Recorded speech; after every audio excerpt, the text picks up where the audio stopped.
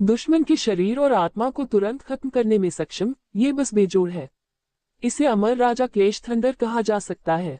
इसके अलावा अगर ग्रेट केस थंडर मेथड से लॉक हो गए तो दुनिया के कोने कोने तक भागना भी बेकार होगा। बिना किसी शक के ये झोंग सुई पर हमला करने वाली बहुत शक्तिशाली इमोर्टल टेक्निक में से एक है। सिर्फ इस अमर तकनीक की ताकत ही उसे अजेय बनाती है। अगला है गोल्ड ईटिंग बग, जो इमोर्टल किंग रेल में जाने के बाद इसकी अंदरूनी immortal technique great devouring skill और भी खतरनाक हो गई है, जैसे कि सब कुछ खा रही हो ग्रेट फने स्किल की तरह। हालांकि इसमें कोई शक नहीं कि ग्रेट डिवोरिंग स्किल की ताकत और भी ज्यादा है। इसके अलावा ये खाए गए पदार्थ की खासियतों को भी अपना सकता है और उन्हें गोल्ड ईटिंग बग के शरीर में मिला सकता है, जो कि ग्रेट फने स्किल में नहीं है। ये दोनों इमोर्टल टेक्निक अपने अपने तरीके से प्रभावशाली हैं। इससे भी जरूरी बात यह है कि यह बहुत सारे इमोर्टल किंग लेवल के गोल्ड ईटिंग बग्स को भी पाल सकता है, जिससे एक बहुत बड़ा झुंड बन जाता है। इससे पहले भी वे इटर्नल नाइटलैंड में काफी तूफान मचा चुके हैं। खासकर 30 मिलियन सालों में उन्होंने अनगिनत काले जीवों और एसेंस खाने वाले जानवरों को खा लिया है। एक तरह से इसने ह्यूमन टेरिटरी पर इटर्नल नाइटलैंड के हमले को भी धीमा कर दिया है। बेशक ऐसी बातें बाहर के लोगों को पता नहीं होती, केवल झोंग सुई को ही पता है। किताबी कीड़ा भी 15वें स्टेज पर पहुंच गया है। झोंग सुई को अपने ऊपर बुकवर्म का एहसास होता है, जो अब काले और सफेद पैटर्न दिखाता है, और ऐसा लगता है कि उसके अंदर अनगिनत किताबें हैं, जो किताबों की एक बड़ी दुनिया जैसा दिखता है। 30 मिलियन सालों में किताबी कीड़े ने बहुत ज्यादा ज्ञान हासिल किया है। इसने कम से कम 270,000 तरह की अमर तकनीकें हासिल की हैं। और तो और कई दिव्य स्किल्स, कल्टीवेशन टेक्निक्स और भी बहुत कुछ अनगिनत हैं। बेशक ये ज्ञान केवल पुराना ज्ञान नहीं है, पिछले 3 करोड़ सालों में जुवानहुआन संप्रदाय के कई शिष्यों ने बनाया है। यही कारण है कि किताबी कीड़ा इतनी तेजी से आगे बढ़ा है। 15वें स्टेज पर पहुंचने के बाद बुकवर्म की अंदरूनी immortal technique great wisdom skill एक ऊंचे लेवल पर पहुंच गई है। एक बार इसे करने के बाद ये साधकों को ज्ञान की स्थिति में ले जा सकता है, जिससे उन्हें स्वर्गीय दाव जैसी समझ मिलती है और साधना की क्षमता बढ़ती है। ऐसा कहा जाता है कि बुकवर्म में महारत हासिल करना अमर मानव कुल के अनगिनत ज्ञान में महारत हासिल करने के बराबर है। जुवानहुआन संप्रदाय की नींव भी माना जाता है। बुकवर्म के बिना जुवानहुआन संप्रदाय की विरासत बहुत मुश्किल होगी। जुवानहुआन संप्रदाय के इतने सारे चमत्कारी लोग नहीं होंगे। ग्रीन सोल गू की एवोल्यूशन स्पीड भी तेज है, जो 15वें स्टेज तक जाती है। गू कीड़े दिखाई देते रहते हैं। ग्रीन सोल गू अब 15वें स्टेज पर पहुंच गया है। उसका पूरा शरीर रंगीन दिख रहा है। ऐसा लगता है कि वह एक इंद्रधनुषी तितली में बदल रहा है, जिससे एक सपनों जैसी आभा निकल रही है। धीरे से अपने पंख फड़फड़ाते हुए वह शून्य की गहराई में गायब हो जाएगा और फिर कभी नहीं मिलेगा। अभी ग्रीन सोल गू के कंट्रोल में ड्रीम रेल ने पहले ही ह्यूमन कबीले के 300 मिलियन बड़े राज्यों को घेर लिया है। जियानमू की शक्ति से फैलता है। जियानमू की सुरक्षा में किसी भी अमर को ड्रीम रेल के होने का पता नहीं चला है। अमर राजा दायरे का ड्रीम सोल गू और भी मजबूत हो गया है। यह आसानी से अनगिनत अमर लोगों को अंदर ले जा सकता है, पूरी तरह से सपनों के दायरे में ले जा सकता है और फिर कभी बाहर नहीं निकल सकता। इस बीच ये जो ड्रीम रेल बनाता है वह भ्रम को भी हकीकत में बदल सकता है। ये इथरियल ड्रीम रियल जीवों को असली चीजों में बदल सकता है। वर्चुअल रियल बदलाव के सबसे ऊंचे दायरे तक पहुंचना अद्भुत और अनंत है। खासकर अनगिनत अमर लोगों की सपनों की शक्ति पाने के बाद ड्रीम सोल गू की ताकत बहुत बढ़ गई है। अगर ड्रीम सोल गू लगातार विकसित होता रहा तो वह हवा से एक बड़ा ड्रीम रेल बना सकता है। उस समय अनगिनत जीव ड्रीम रेल में रह सकते थे। ऐसा सपनों का संसार अमर दुनिया की अंदरूनी दुनिया हो सकती है। भले ही प्रलय आ जाए और अनंत रात्रि संकट आ जाए, वे स्वप्न लोक के प्राणियों को छू नहीं सकते। शायद भविष्य में ड्रीम रेल भी अनगिनत प्राणियों के लिए शरण स्थली बन जाएगा। बेशक ये सुरक्षा का एकमात्र अंतिम साधन है। अगर हो सके तो वह हमेशा रहने वाली रात की मुसीबतों के सोर्स को सीधे सॉल्व करना पसंद करते हैं। ये दुख की बात है कि एरे हॉट गू अभी भी 15वें स्टेज के टॉप ग्रेड पर है। अभी भी 16वें स्टेज के दायरे में नहीं जा सकते। झो सुई को थोड़ा अफसोस है, लेकिन इसके लिए एरे हॉट गू को दोष नहीं दिया जा सकता, क्योंकि 16 चरण वाली एरे विधि को खोजना बेहद कठिन है। पूरे ह्यूमन टेरिटरी में सिर्फ एक 16 स्टेज वाला एरे मेथड है, जो 8 स्टेज वाला इमोर्टल एरे है। यह 8 स्टेज वाला अमर समूह इंसानी कुल के 1296 मिलियन बड़े राज्यों को कवर करता है। जहां तक उन बॉर्डर शहरों की बात है, वे सिर्फ 15 स्टेज वाले अरे मेथड्स हैं, जिसका मतलब है 7वां स्टेप वाला अमर फॉर्मेशन। बेशक इस 8 स्टेज वाले अमर व्यूह की ताकत बहुत ज्यादा डरावनी है, जिसकी तुलना किसी पुराने राजा के होने से की जा सकती है। ये ठीक इसी 8 स्टेज वाले अमर एरे की ताकत की वजह से है कि ह्यूमन क्लैन ने बड़े इलाकों पर कब्जा कर लिया है। दूसरे सुपर क्लैन के हमलों का सामना करते हुए भी ह्यूमन क्लैन चट्टान की तरह मजबूत है। बेशक दूसरे सुपर क्लैन में हर एक के पास 8 स्टेज वाला इमोर्टल एरे होता है। इस वजह से इस 8 स्टेज वाले अमर एरे में महारत हासिल करना उतना आसान नहीं है जितना सोचा गया है। यह मुश्किल 7वें स्टेज की अमर दुनिया में महारत हासिल करने से 100 गुना ज्यादा है। इसलिए इस 8 चरण वाले अमर एरे में महारत हासिल करने के लिए एरे हॉट गू की शक्ति के अनुसार भी काफी समय की आवश्यकता होती है। ये कुछ ऐसा नहीं है जिसे रातों रात हासिल किया जा सके, लेकिन अगर वह सच में सफल हो गया तो पूरा ह्यूमन टेरिटरी उसके कंट्रोल में होगा। उस समय अगर प्राचीन राजा हमला भी करे तो भी बड़ी सेना के सामने वे उसका मुकाबला नहीं कर सकते। ड्रैगन एलिफेंट गू भी 15वें टियर पर पहुंच गया है। झो उसुई ने ड्रैगन हाथी गू की शक्ति को भी महसूस किया और इसमें कोई संदेह नहीं था कि ड्रैगन हाथी गू सबसे महत्वपूर्ण गू में से एक था। उस पर कीड़े लग गए। जैसे जैसे उसकी खेती 15वें लेवल पर पहुंची, उसकी ताकत में बढ़ोतरी काफी हैरान करने वाली थी। सच में एक क्वालिटेटिव बदलाव। इसमें कोई शक नहीं कि ड्रैगन एलिफेंट गू ने एक नई अमर तकनीक भी बनाई, जिसका नाम रीपर ऑफ द अंडरवर्ल्ड साइथ है। एक बार खुला छोड़ने के बाद एक मौत की दरांती को छोटा किया जा सकता है, जिसमें डरावने मौत के नियम हो सकते हैं। अगर यह बाहर की ओर फट जाए तो ये सभी जीवों की जान ले सकता है। यह आसानी से दुश्मन की आत्मा, उम्र वगैरह खत्म कर सकता है। मौत के मालिक की तरह यह अमर तकनीक सच में काफी शक्तिशाली है। झो उसुई ने अपनी मुट्ठी भींची, इस अमर तकनीक के दाव बीज को हल्के से एक्टिवेट किया। दुनिया में अनगिनत मौत की एनर्जी इकट्ठा हो गई, जिससे एक बहुत बड़ी काली दरांती बन गई, जिससे एक डरावनी मौत की आभा निकल रही थी।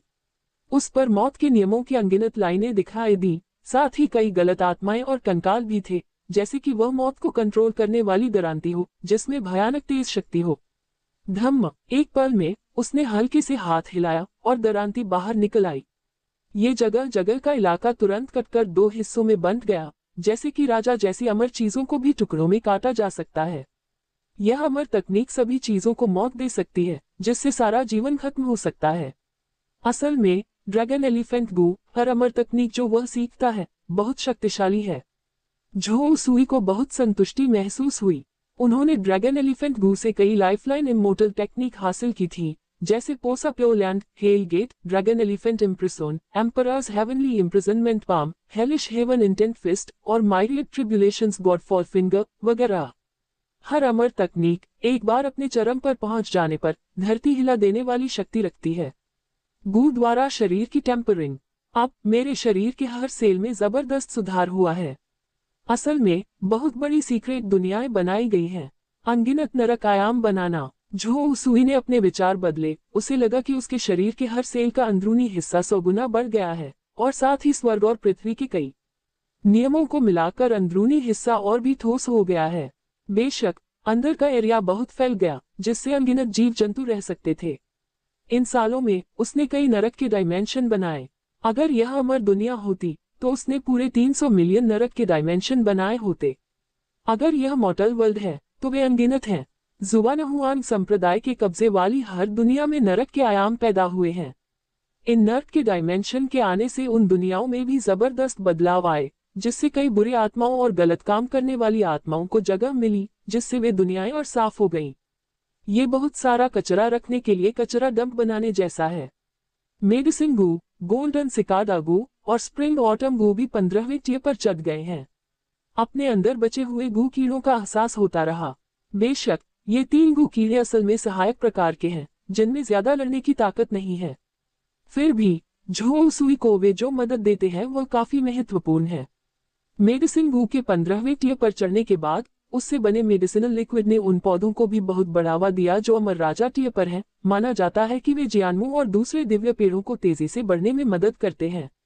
गोल्डन सिकाडा गू 15वें टियर पर पहुंच गया और इसकी lifeline immortal technique, great recovery skill और भी मजबूत हो गई, जिससे जिन आत्माओं को भारी नुकसान हुआ था और जिनका सिर्फ एक निशान बचा था, वे आसानी से जिंदा हो गईं। ये कहा जा सकता है कि ठीक करने की क्षमता में बहुत ज्यादा बढ़ोतरी हुई।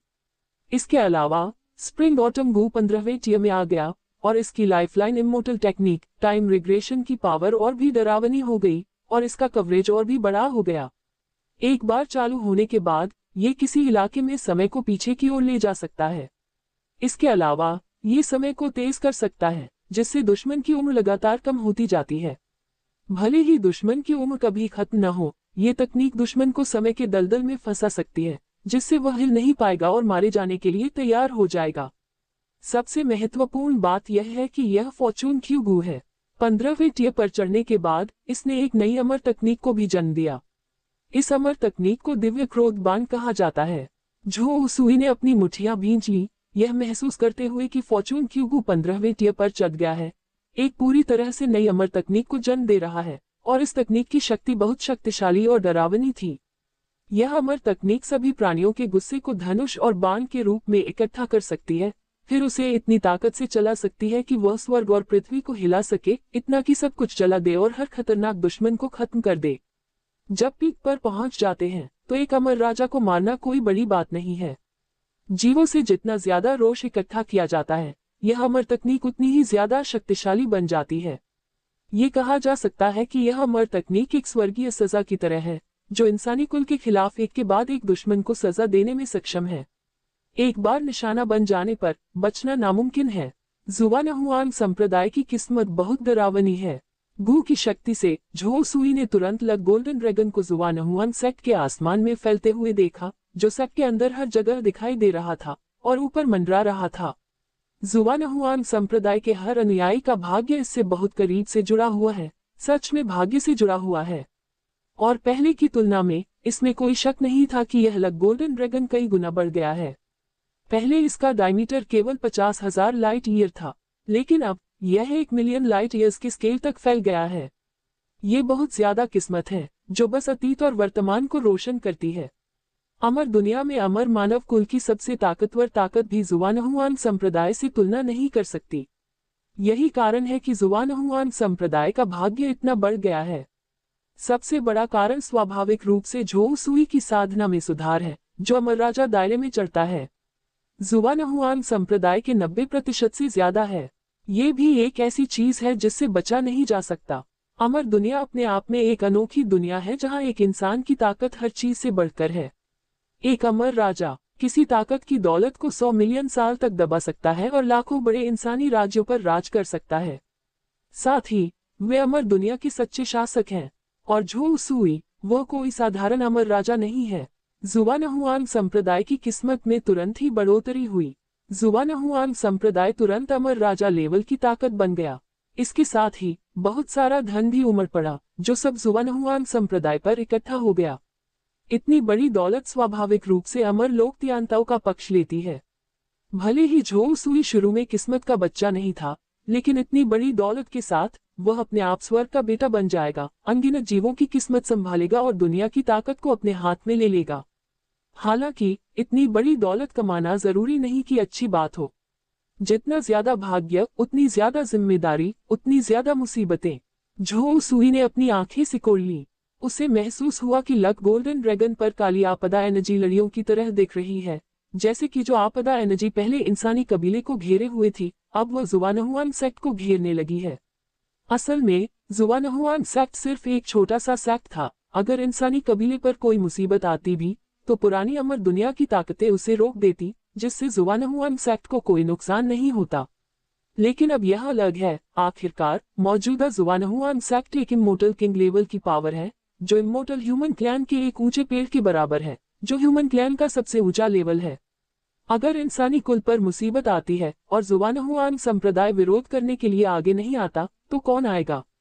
इसमें कोई शक नहीं कि मौजूदा जुवानहुआन संप्रदाय इंसानी कबीले का एक बड़ा हिस्सा है। एक बार कोई मुसीबत आएगी तो उसमें जुवानहुआन संप्रदाय जरूर शामिल होगा। इस तरह की बात से बचा नहीं जा सकता। तो ये सच में एक ऐसा मामला है जहां जितनी ज्यादा पावर, उतनी ज्यादा जिम्मेदारी। ये सच है, जुवानहुआन संप्रदाय वाकई बहुत शक्तिशाली है। भले ही वह अपना समय बिताना चाहता हो और लाइमलाइट से बचना चाहता हो, लेकिन वो प्रोफाइल रखना मुश्किल है।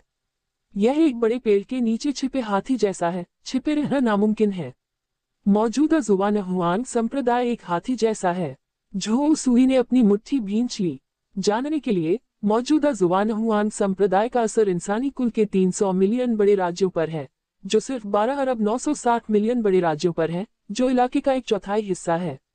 इससे भी महत्वपूर्ण बात यह है कि पिछले 3 करोड़ वर्षों में उन्होंने 30,000 दालुओ गोल्डन इमॉर्टल्स को परिवर्तित किया है। ये 30,000 ग्रेट लुओ लेवल के सेक्ट्स को दबाने के बराबर है। समय बीतने के साथ ज्यादा से ज्यादा ग्रेट लुओ सेक्ट ज़ुबानहुआंग सेक्ट की लीडरशिप के आगे झुकेंगे। ये कहना सही होगा कि अमर मानव कबीले को एक करना बस कुछ ही समय की बात है। इस वजह से जब भी अमर मानव कबीले के इन इलाकों में कोई दिक्कत आती है, तो ज़ुबानहुआंग संप्रदाय को उसे संभालना होता है। आखिरकार ये जगहें पहले से ही ज़ुबानहुआंग संप्रदाय का डोमेन है। ज़ुबानहुआंग संप्रदाय के हितों के लिए नुकसान होगा और उसके धन की लूट होगी। ऐसे मामलों को स्वाभाविक रूप से बर्दाश्त नहीं किया जा सकता। एक अमर राजा ने नर्क की दुनिया पर हमला किया है। अचानक झो सुई के दिल में हलचल हुई। उसे लग गोल्डन ड्रैगन की मुसीबत की एनर्जी बढ़ती हुई महसूस हुई, जो साफ तौर पर एक बड़ी मुसीबत के आने का इशारा कर रही थी, और अगर इसे ठीक नहीं किया गया तो आगे भी मुसीबतें आएंगी। सच तो यह है कि वह जानता था कि हेल प्लेन आखिरकार मिल ही जाएगा। आखिर अमर दुनिया में बहुत सारी दिव्य शक्ति वाले लोग हैं। भले ही नर्क की दुनिया गुप्त हो, लेकिन इरादे वाले लोग इसका पता लगा लेंगे। इसे 30 मिलियन साल से ज्यादा समय तक छिपाए रखना किस्मत की बात है। किस्मत की आड़ में महान दिव्य शक्ति वाले लोग अनजाने में नर्क के अस्तित्व को नजरअंदाज कर देंगे। हालांकि नर्क के बढ़ने के साथ इससे होने वाली गड़बड़ी और भी ज्यादा हो जाती है। किस्मत की सुरक्षा के बावजूद यह अमर दुनिया में महान दिव्य शक्ति वाले लोगों की जांच को नहीं रोक सकता। सौभाग्य से वह अब एक अमर राजा है, इसलिए अगर इंसानी नस्ल के अमर राजा से सामना भी हो जाए तो चिंता की कोई जरूरत नहीं है। बहुत अच्छा, अगर वे मेरे इलाके में घुसने की हिम्मत करते हैं तो चलो मुकाबला करते हैं। झो सुई की आंखों में ठंडक की चमक दिखी।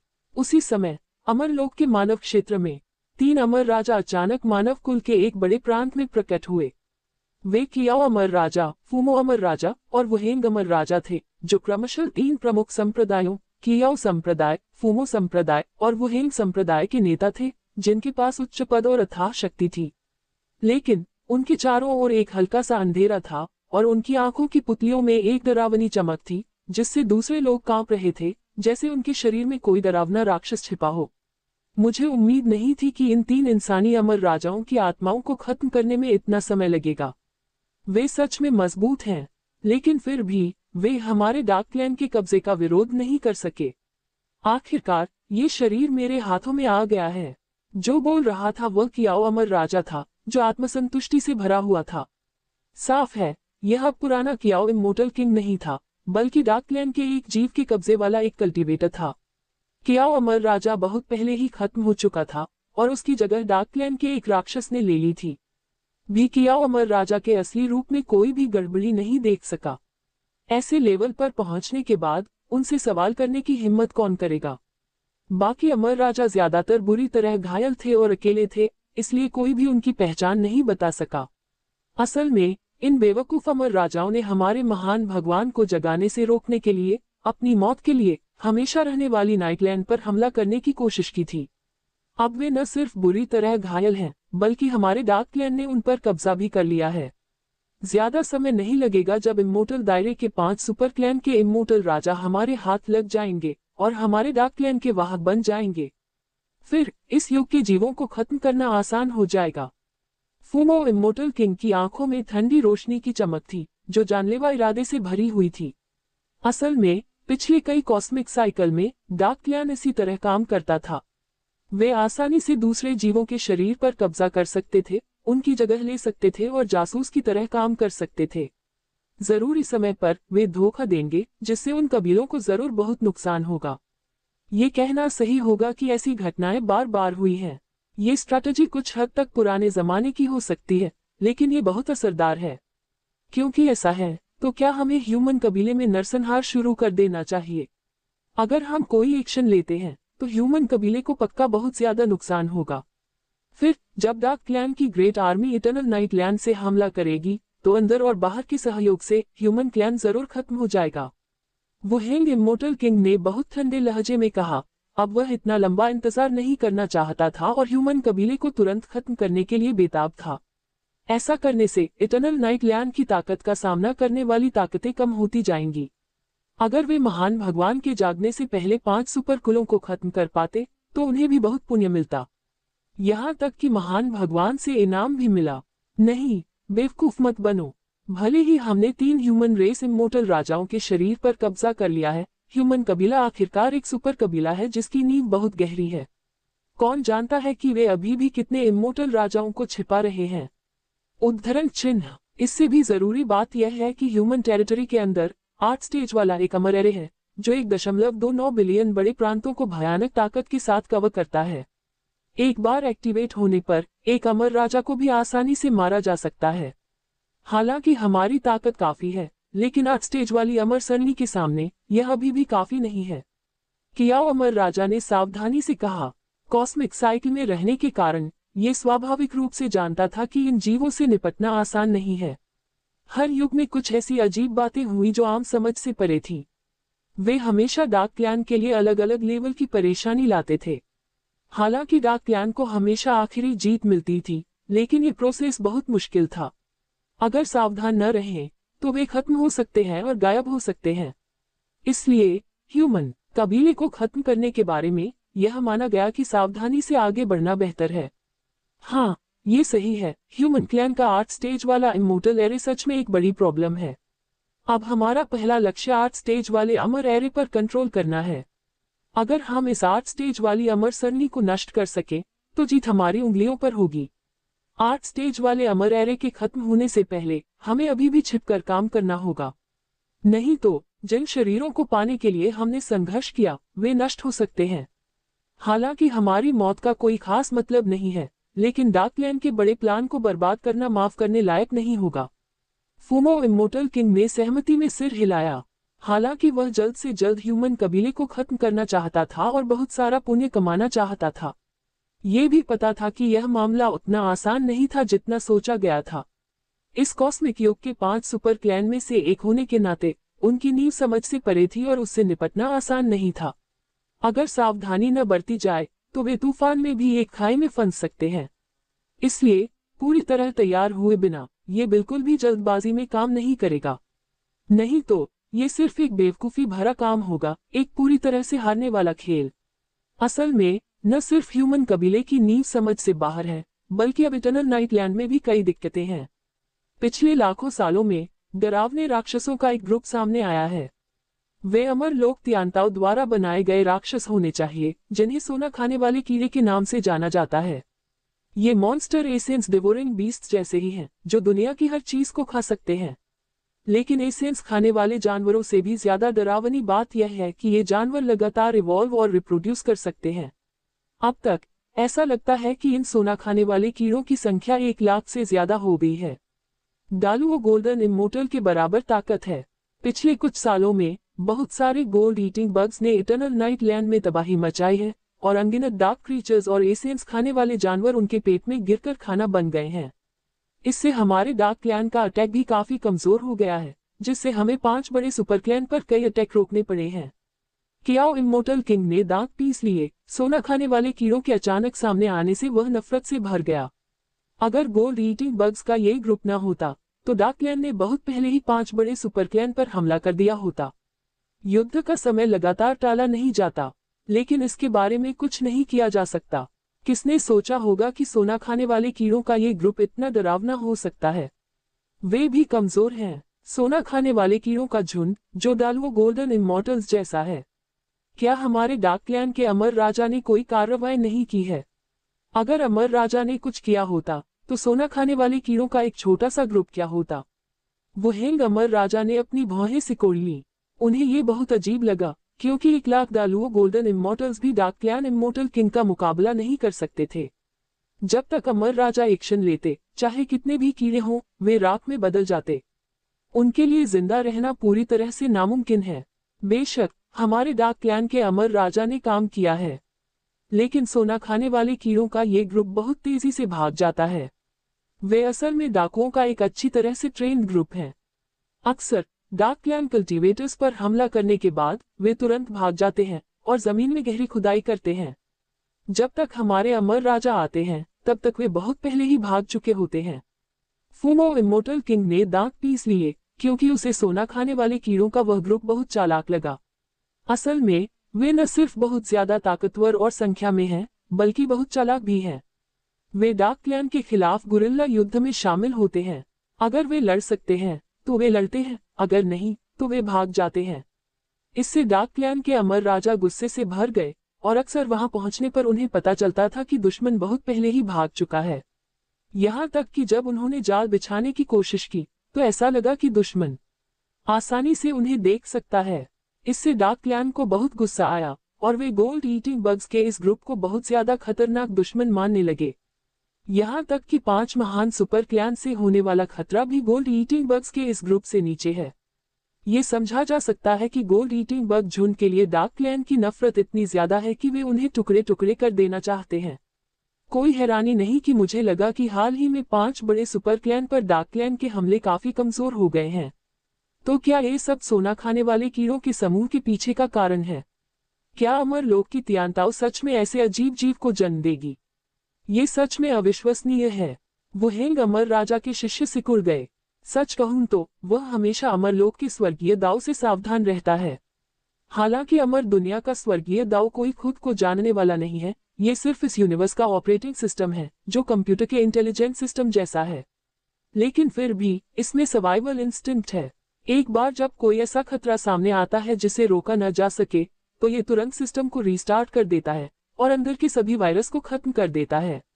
यही कारण है कि डाक क्लैन बार बार नींद में चला जाता है। भले ही उनके पास बहुत बड़ा फायदा है, लेकिन वे बार बार शुरुआत ही कर सकते हैं। अच्छी बात यह है कि हर रीबूट इमोर्टल रेल्म के हेवनली डाउ पर एक बड़ा असर डालता है। अगर अमर लोक की शुरुआत लगातार कमजोर होती रही तो एक दिन यह अपनी ताकत पूरी तरह खो देगा। उस समय हो सकता है कि इसमें रीबूट करने की क्षमता भी न हो। इस तरह डाक क्लैन हमेशा तबाही वाली घटनाओं में शामिल रहता है, जिससे इस यूनिवर्स की शुरुआत लगातार कमजोर होती जाती है। उनके लिए ये यूनिवर्स डाक क्लैन का कब्जा होना तय है। इस यूनिवर्स में जीवन डाक क्लैन का सामना नहीं कर सकता। दुनिया बहुत बड़ी है और इसके अजूबों का कोई अंत नहीं है। आखिरकार ये यूनिवर्स का टियांटाओ है। भले ही यह सबसे अजीब जीव को जन्म दे, ये नेचुरल ही है, लेकिन फिर भी हमारे डाक क्लैन की मिलिट्री ताकत का सामना करना नामुमकिन है।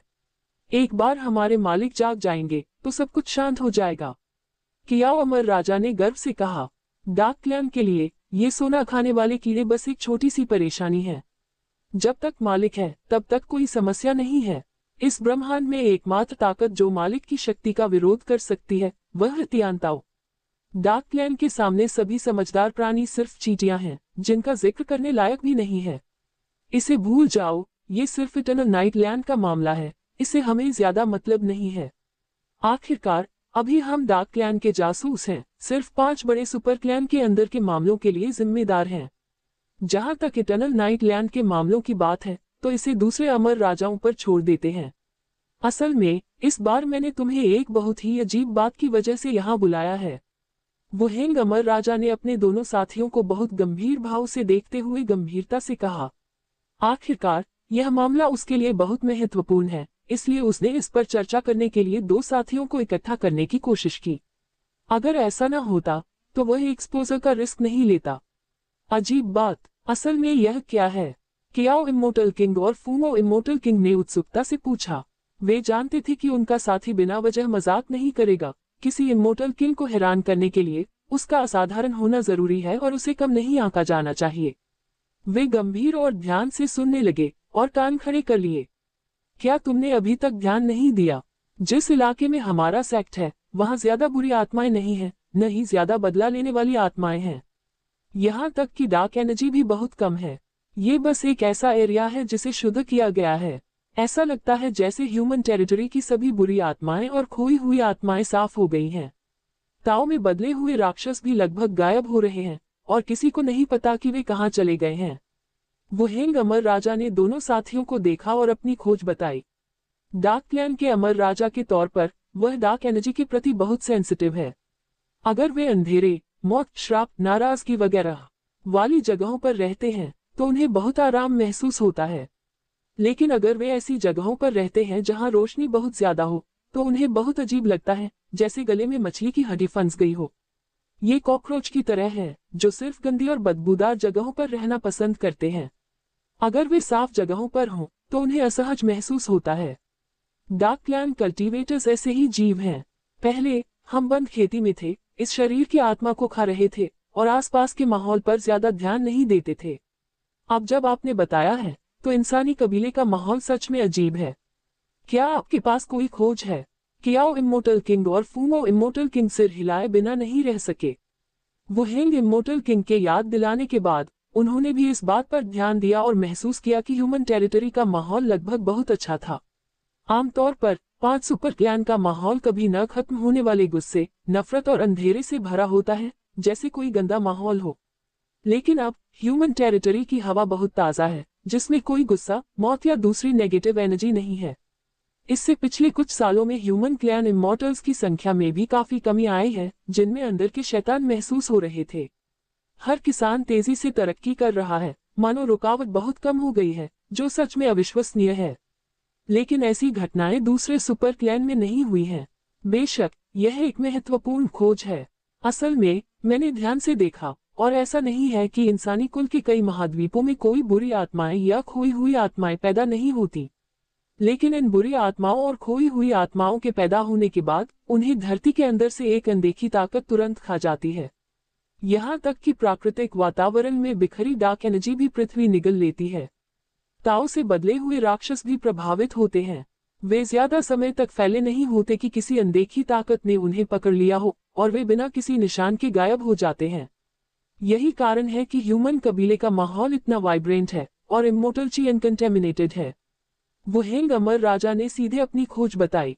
तुम्हारा मतलब है कि धरती के अंदर से पैदा हुई कोई ताकत ताओ से बदले हुए मॉन्स्टर्स और बुरी आत्माओं को खाकर और अमर दुनिया के माहौल को साफ करके ह्यूमन टेरिटरी की मदद कर रही है। कियाओ अमर राजा ने अपनी आंखें सिकोड़ लीं। हाँ, सही है, मुझे लगता है कि यह इंसानी कबीले के किसी पुराने अमर राजा का काम होगा। इसलिए मैंने धरती में गहराई तक जाकर इसका सोर्स ढूंढने की कोशिश की। क्या आप जानते हैं कि मैंने क्या खोजा? धरती की गहराई में एक बहुत बड़ी प्लेनर दुनिया है। इस प्लेनर दुनिया को नर्क कहा जाता है। ये ठीक है प्लेनर दुनिया के होने की वजह से है कि धरती की अनगिनत खोई हुई आत्माएं और बुरी आत्माएं निगल ली जाती हैं और बहुत सारी नेगेटिव एनर्जी खा ली जाती है, जिससे ह्यूमन टेरिटरी में इमोर्टल बिना प्रदूषण के बनी रहती है। वो हेंग इमोर्टल किंग ने अपनी खोज के बारे में उत्साह से बताया। उन्हें लगा कि उन्होंने ह्यूमन कबीले का एक बड़ा राज खोल दिया है। Hell planar world. Qiao immortal king और फूमो इमोर्टल किंग ने एक दूसरे को देखा। दोनों ने एक दूसरे की आंखों में उत्साह देखा। बेशक ये ह्यूमन कबीले का कोई बहुत गहरा छिपा हुआ राज होगा। अब जब इसे वो हेंग इमोर्टल किंग ने खोज लिया है तो ये डार्क क्लैन के लिए एक बड़ी उपलब्धि है। आखिरकार इससे उन्हें ह्यूमन क्लैन की योजनाओं में रुकावट डालने का मौका मिलता है। डार्क क्लैन के लिए ये बेशक बहुत मददगार होगा। ये नर्क की दुनिया बहुत अनोखी है। ये निश्चित रूप से मानव जाति के अमर राजा का एक अभूतपूर्व साधन है। ये जानना जरूरी है कि ह्यूमन कबीले का अंदरूनी इलाका भी खास तौर पर स्टेबल नहीं है। आखिरकार अमर दुनिया में कई अमर लोग ताओ परिवर्तन के खतरे का सामना करते हैं। एक बार बदल जाने के बाद वे बेरहम राक्षस बन जाते हैं और हर जगह मारकाट मचाते हैं। इससे अक्सर खून की नदियां बहती हैं और अनगिनत मौतें होती हैं। समस्या यह है कि ऐसे मॉन्स्टर्स को आम अमर लोगों के लिए मारना मुश्किल होता है और अमर दुनिया के बड़े होने की वजह से हाई लेवल अमर लोगों को बचाव के लिए समय पर पहुंचने में मुश्किल होती है। जब तक वे पहुंचते हैं, कौन जानता है कि कितने लोग मारे जा चुके होंगे। लेकिन हिल प्लेनर दुनिया के आने के साथ इन ताओ ट्रांसफॉर्म मॉन्स्टर्स के पास अब जाने के लिए एक जगह है। ह्यूमन क्लैन इन अमर मॉन्स्टर्स को हेल प्लेनर वर्ल्ड में पूरी तरह से कैद कर सकता है। इस तरह ह्यूमन टेरिटरी का सेफ्टी फैक्टर बहुत बेहतर हो जाएगा। ये ह्यूमन क्लैन के पिछले हिस्से को स्टेबल करने के बराबर है। वो हेंग इमोर्टल किंग ने तुरंत हेल प्लेनर वर्ल्ड के कई फायदों को महसूस किया, जो ह्यूमन क्लैन द्वारा बनाई गई सुपर जेल के बराबर है। हेल प्लेनर वर्ल्ड के आने की वजह से ही इस दौरान ह्यूमन क्लैन इमॉर्टल्स की कैजुअलिटी रेट बहुत कम हो गई है। ह्यूमन क्लैन की ओवरऑल ताकत में भी काफी सुधार हुआ है।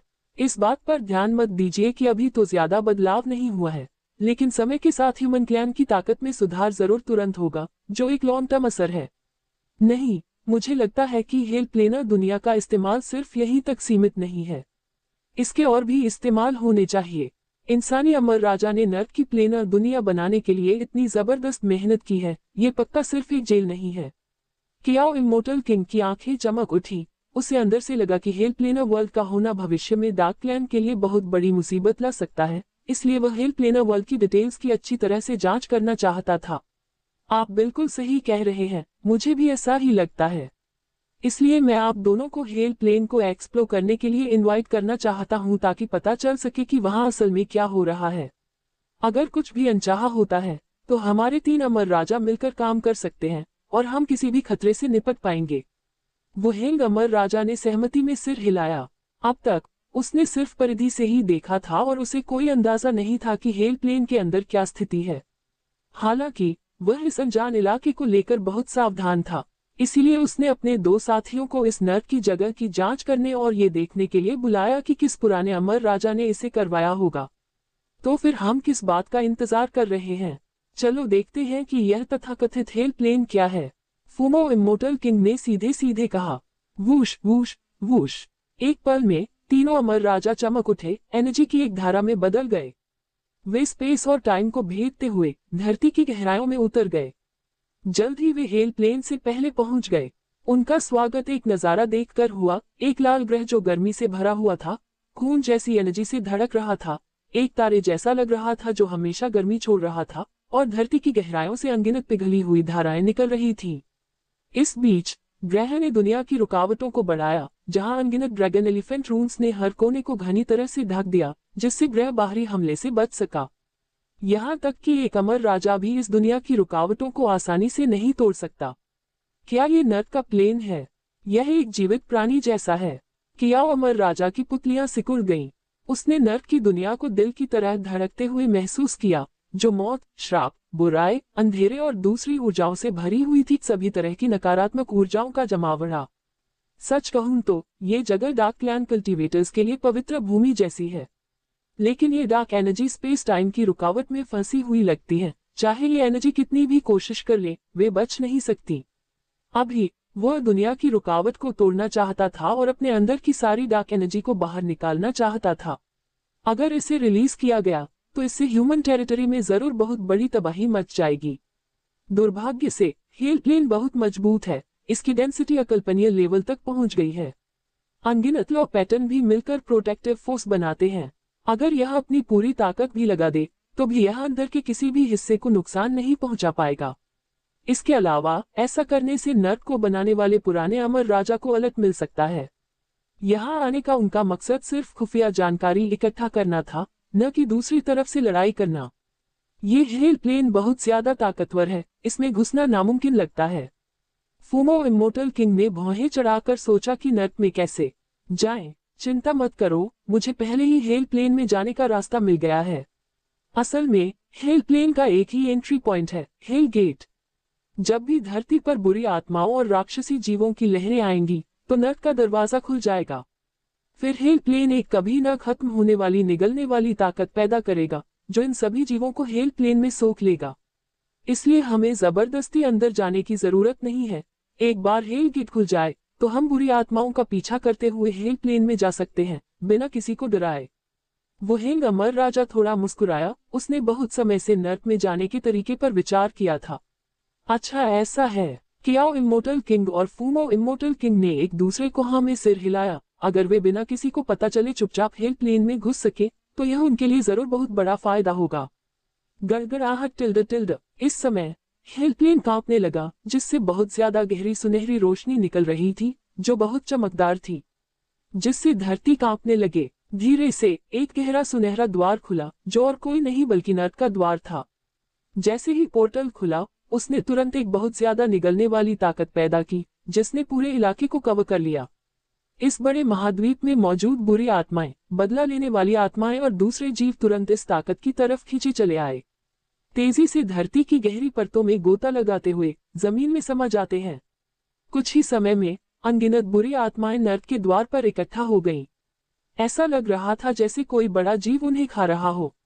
अफसर, ये देखकर वोहेंग अमर राजा, क्याओ अमर राजा और फूमो अमर राजा ने एक दूसरे को देखा और बिना कोई फालतू शब्द कहे जैसे ही हेल गेट खुला, वे रोशनी की किरण में बदल गए और तुरंत हेल प्लेन में घुस गए। शायद दूसरे अमर लोग नर्क के खतरों को लेकर हिचकिचाएं। हालांकि अमर राजाओं के रूप में ऐसे डर उनके लिए बहुत कम थे। दुनिया में अमर राजा को कुछ ही चीजों से खतरा होता है। वूश वूश वूश, पलक झपकते ही वोहेंग अमर राजा, क्याओ अमर राजा और फूमो अमर राजा सभी नर्क के आयाम में प्रवेश कर गए। उन्होंने अचानक पहाड़ियों और खेतों को भूतों से भरा हुआ देखा।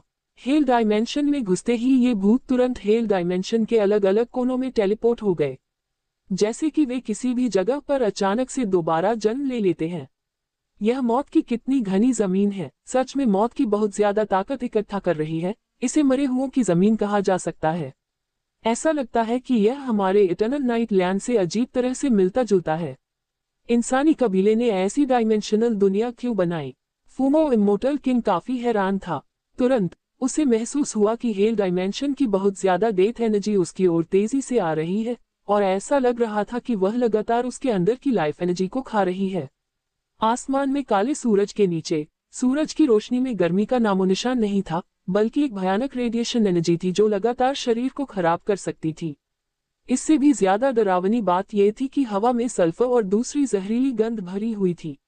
अगर यहाँ कोई कमजोर जीवन ऊर्जा वाला जीव होता तो शायद उसे तुरंत जहर देकर मार दिया जाता और उसकी मौत अजीब होती। इसमें कोई शक नहीं कि ये दुनिया जीवन के लिए पूरी तरह से बेकार है, मरे हुए लोगों के लिए स्वर्ग है। सच कहूं तो अगर वे डार्क क्लैन कल्टीवेटर नहीं होते तो शायद उन्हें पहले ही इसका सामना करने में मुश्किल होती। हालांकि डार्क क्लैन कल्टीवेटर के रूप में उन्हें आराम महसूस हुआ, लगभग ऐसा लगा जैसे वे घर लौट आए हों। लेकिन ये भी उलझन भरा था कि इंसानी नस्ल के अमर राजा ने मौत की ऐसी दुनिया क्यों बनाई। नहीं, ये नर्क डायमेंशन हमारे इटर्नल नाइटलैंड से बिल्कुल अलग है। हालांकि यहाँ का भौगोलिक माहौल इटर्नल नाइटलैंड से काफी मिलता जुलता है, फिर भी ये बहुत अलग है। हेल डायमेंशन को सिर्फ इतनी तरह मत देखो कि उसमें बहुत ज्यादा डेथ एनर्जी है, उसमें बहुत ज्यादा लाइफ एनर्जी भी है। यह एक अनोखी दुनिया है जहां मौत और जिंदगी एक हो गए हैं, जो मौत और दोबारा जन्म का प्रतीक है। वोहेंग अमर राजा ने आंखें सिकोड़ ली। ये पूरी दुनिया को घेरे हुए स्वर्ग और पृथ्वी के अनगिनत नियमों को महसूस कर सकता था, जैसे मौत और जीवन की अनगिनत ताकतें आपस में गुंथकर एक अनोखा बैलेंस बना रही हों। यह असल में मौत की कोई साधारण जगह नहीं है, ये तो पुनर्जन्म की जगह जैसी है। मरे हुए लोगों को जगह देना तो बस नर्क की ऊपरी सतह है। सच कहूं तो ये बात धीरे धीरे समझ में आने लगी कि नर्क के डायमेंशन में बड़े राज हैं। चाहे कुछ भी हो, इस रहस्य का पता लगाना जरूरी था। सच में मुझे भी ऐसा ही लग रहा है। ये जगह सिर्फ अनगिनत खतरनाक भूतों और बदले हुए मॉन्स्टर्स के लिए जेल नहीं है, बल्कि इसका एक और भी बड़ा मकसद है। ईमानदारी से कहूं तो ये कितने सालों से है और पहले इसके बारे में क्यों नहीं सुना गया। क्याओ अमर राजा ने अपनी मुट्ठियां भींच ली, उसका दिल बुरी तरह हिल गया। पहले उसे लगता था कि उसने इंसानी कबीले के बारे में सब कुछ समझ लिया है, लेकिन अब ऐसा लगता है कि वह सिर्फ ऊपरी बातें ही जानता है और इंसानी कबीले के गहरे राज समझने में नाकाम है। शायद अब यह मानवता के रहस्यों को छूना शुरू कर रहा था। अगर वोहेंग इमोर्टल किंग ने इसका पता नहीं लगाया होता तो शायद उसे हेल डायमेंशन के होने का पता नहीं चलता। Boom tilde. इस समय इसकी दिव्य भावना धीरे धीरे अरबों किलोमीटर तक फैल गई। अपनी दिव्य इंद्रिय की सीमा में उसे अनगिनत भूत महसूस हुए। ऐसा लगता है कि इन भूतों ने नर्क के जीवन में खुद को ढाल लिया था, यहाँ तक कि इस दुनिया में कई घोस्ट सिटीज भी बना ली थी। और इनमें से हर घोस्ट सिटी बहुत शानदार थी, जिसमें बहुत ज्यादा कलाकारी और अनोखी सुंदरता थी। साफ है कि इन भूतों का अपना अनोखा कल्चर और अपनी खास इंटेलिजेंस भी थी। दुर्भाग्य से कई शहरों में भी नुकसान के निशान दिखे, दीवारें गिर गईं और इमारतें टूट गईं। इसमें कोई शक नहीं कि ये युद्धों के निशान थे। ये घोस्ट सिटीज अक्सर एक दूसरे के साथ लड़ाइयां करते रहते थे। पूरा हेल डायमेंशन असल में एक अस्त व्यस्त युद्ध वाली दुनिया थी। हर भूत मौत से बेखौफ था, बहुत ज्यादा खतरनाक था, डार्क क्लैन कल्टीवेटर से भी ज्यादा। आखिरकार, हालांकि डार्क क्लैन कल्टीवेटर शक्तिशाली और क्रूर हैं, वे आखिरकार जीवन का ही एक रूप है, फिर भी मौत से डरते हैं।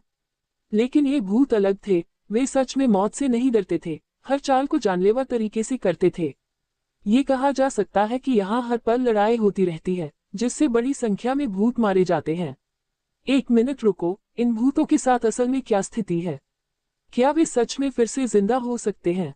क्या वे शायद ऐसी चीजें हैं जो मर नहीं सकती? वो हैंग इमोर्टल किंग का एक्सप्रेशन बदल गया, उसे तुरंत कुछ गड़बड़ महसूस हुई। उसे लगा कि नर्क के डायमेंशन में भयंकर युद्धों के कारण कई भूत एक के बाद एक मर रहे थे।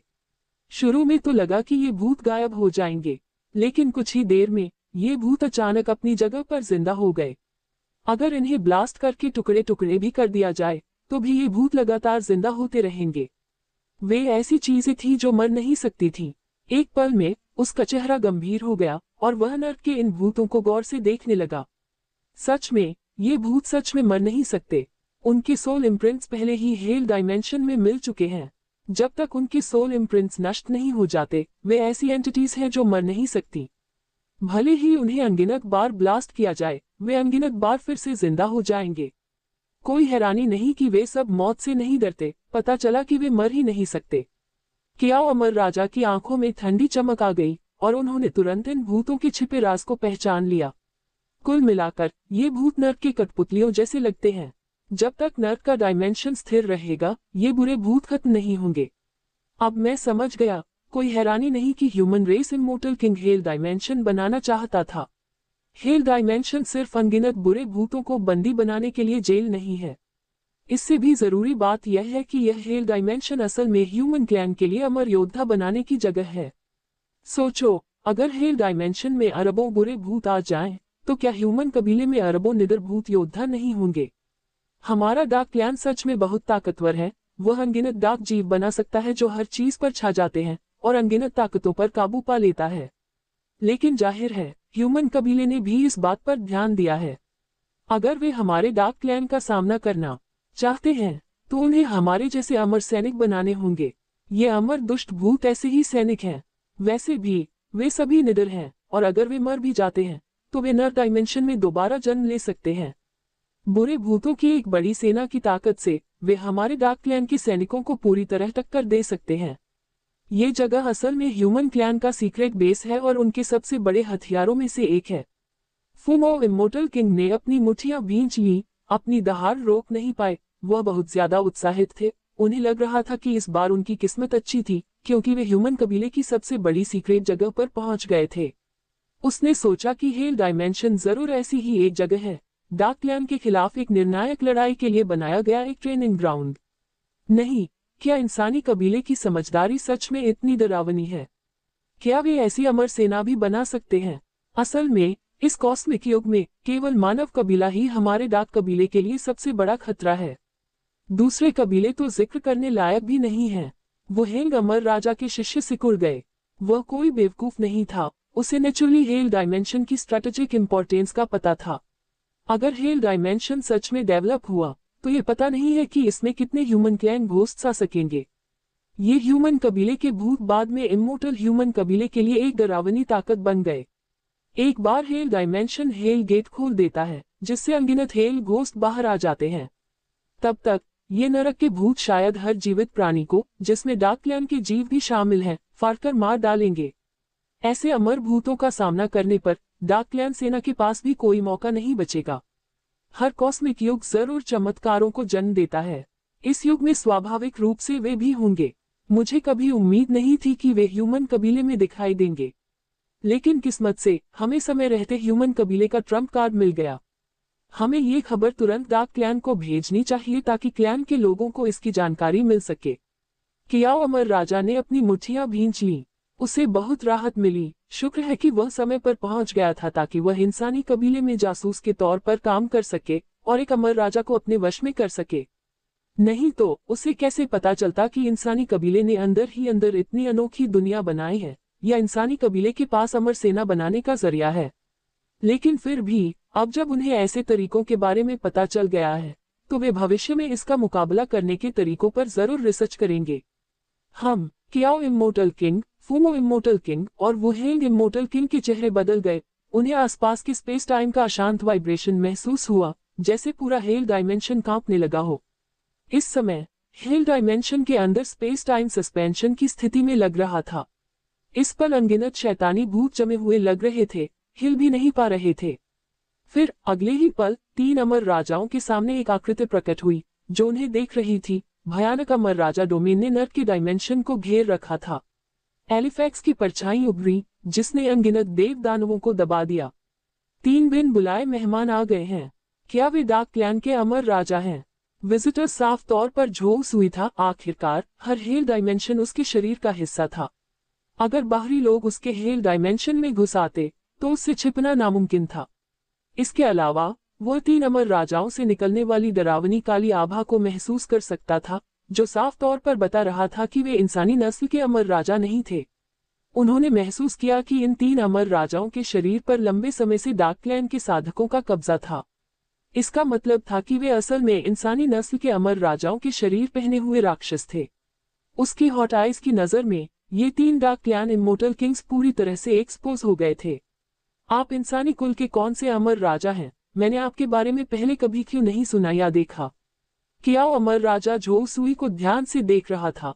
वह पूरी तरह हैरान था। आखिर वह इंसानी कबीले के लगभग 1000 अमर राजाओं को जानता था और कोई भी उससे छिप नहीं सकता था। समस्या ये थी कि मानव कुल का यह अमर राजा पूरी तरह से अनजान लग रहा था, कहीं से भी प्रकट हो गया था। उसने कभी यह अंदाजा नहीं लगाया था कि इंसानी कबीले में अभी भी एक अनजान अमर राजा छिपा हुआ है। लेकिन ये बिल्कुल नॉर्मल है। आखिर ह्यूमन टेरिटरी बहुत बड़ी है। भले ही कुछ टॉप पावर हाउस छिपे हों, ये नामुमकिन नहीं है। ये सिर्फ उनकी गहराई को दिखाता है। ऐसा कुछ नहीं जिसका मुकाबला दूसरे क्लैन कर सके। ये सिर्फ आपकी नासमझी की वजह से है। इंसानी खानदान की गहराई तुम्हारी समझ से परे है। क्योंकि तुमने मेरे इलाके में घुसने की हिम्मत की है, इसलिए तुम सब यहीं रहोगे। झोंक सुई ने जाहिर है अपनी डिटेल्स नहीं बताई। उनकी नजर में ये 3 डार्क क्लैन इमोर्टल किंग पहले से ही लाशें थे। कुछ भी कहना सिर्फ बकवास होगा। फिर भी इन 3 डार्क क्लैन इमोर्टल किंग्स की मौत तय थी क्योंकि वे हेल डायमेंशन से जिंदा नहीं निकल सकते थे। धम्म एक पल में उसने जोरदार दहाड़ मारी। अमर तकनीक नारकीय दानव ध्वनि। ये ड्रैगन एलिफेंट गू की एक जीवन आधारित अमर तकनीक है जो एक बहुत शक्तिशाली ध्वनि आधारित अमर तकनीक है। एक बार इस्तेमाल होने पर यह तारों को तोड़ सकती है, शून्य को चीर सकती है, मन को नष्ट कर सकती है और इच्छा शक्ति को खत्म कर सकती है। अचानक ऐसा लगा जैसे प्राचीन एलिफैक्स से एक बहुत बड़ी गर्जना हुई जिससे आसमान और धरती हिल गई और आवाज की लहरें बन गईं। पास का खालीपन टूटती लहरों की तरह हिल गया। Boom tilde. डार्क क्लैन के 3 अमर राजा इस टेक्निक से हैरान रह गए और तुरंत ही उन पर हमला हो गया। साउंड वेव्स की भयानक ताकत ने उनके शरीर पर हमला किया और उनके शरीर और आत्मा को तोड़ने की कोशिश की। धत्तेरे की, बस एक मामूली इंसानी नस्ल का अमर राजा और उसने हम पर हमला करने की हिम्मत की। कियाओ अमर राजा, फूमो अमर राजा और वुहेंग अमर राजा दोनों हैरान और गुस्से में थे। उन्हें लगा कि उनके शरीर पहले ही पल में बुरी तरह घायल हो गए हैं क्योंकि भयानक विनाशकारी शक्ति ने उनकी आत्माओं को कुचलने की कोशिश की थी।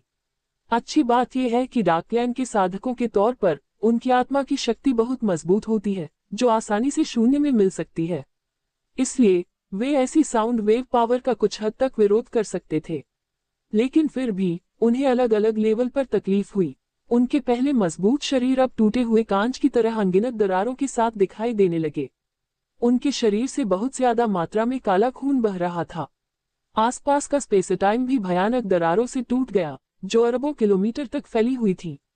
एक पल के लिए नरक की दुनिया में अनगिनत बुरी आत्माएं हैरान रह गईं। उन्हें पता ही नहीं चला कि क्या हुआ था, क्या हो रहा है। नरक की दुनिया में अचानक इतना तेज कंपन क्यों हुआ? असल में क्या हुआ? कई बुरी आत्माएं जोश में चर्चा कर रही थीं। वे पहली बार ऐसी घटना का सामना कर रहे थे।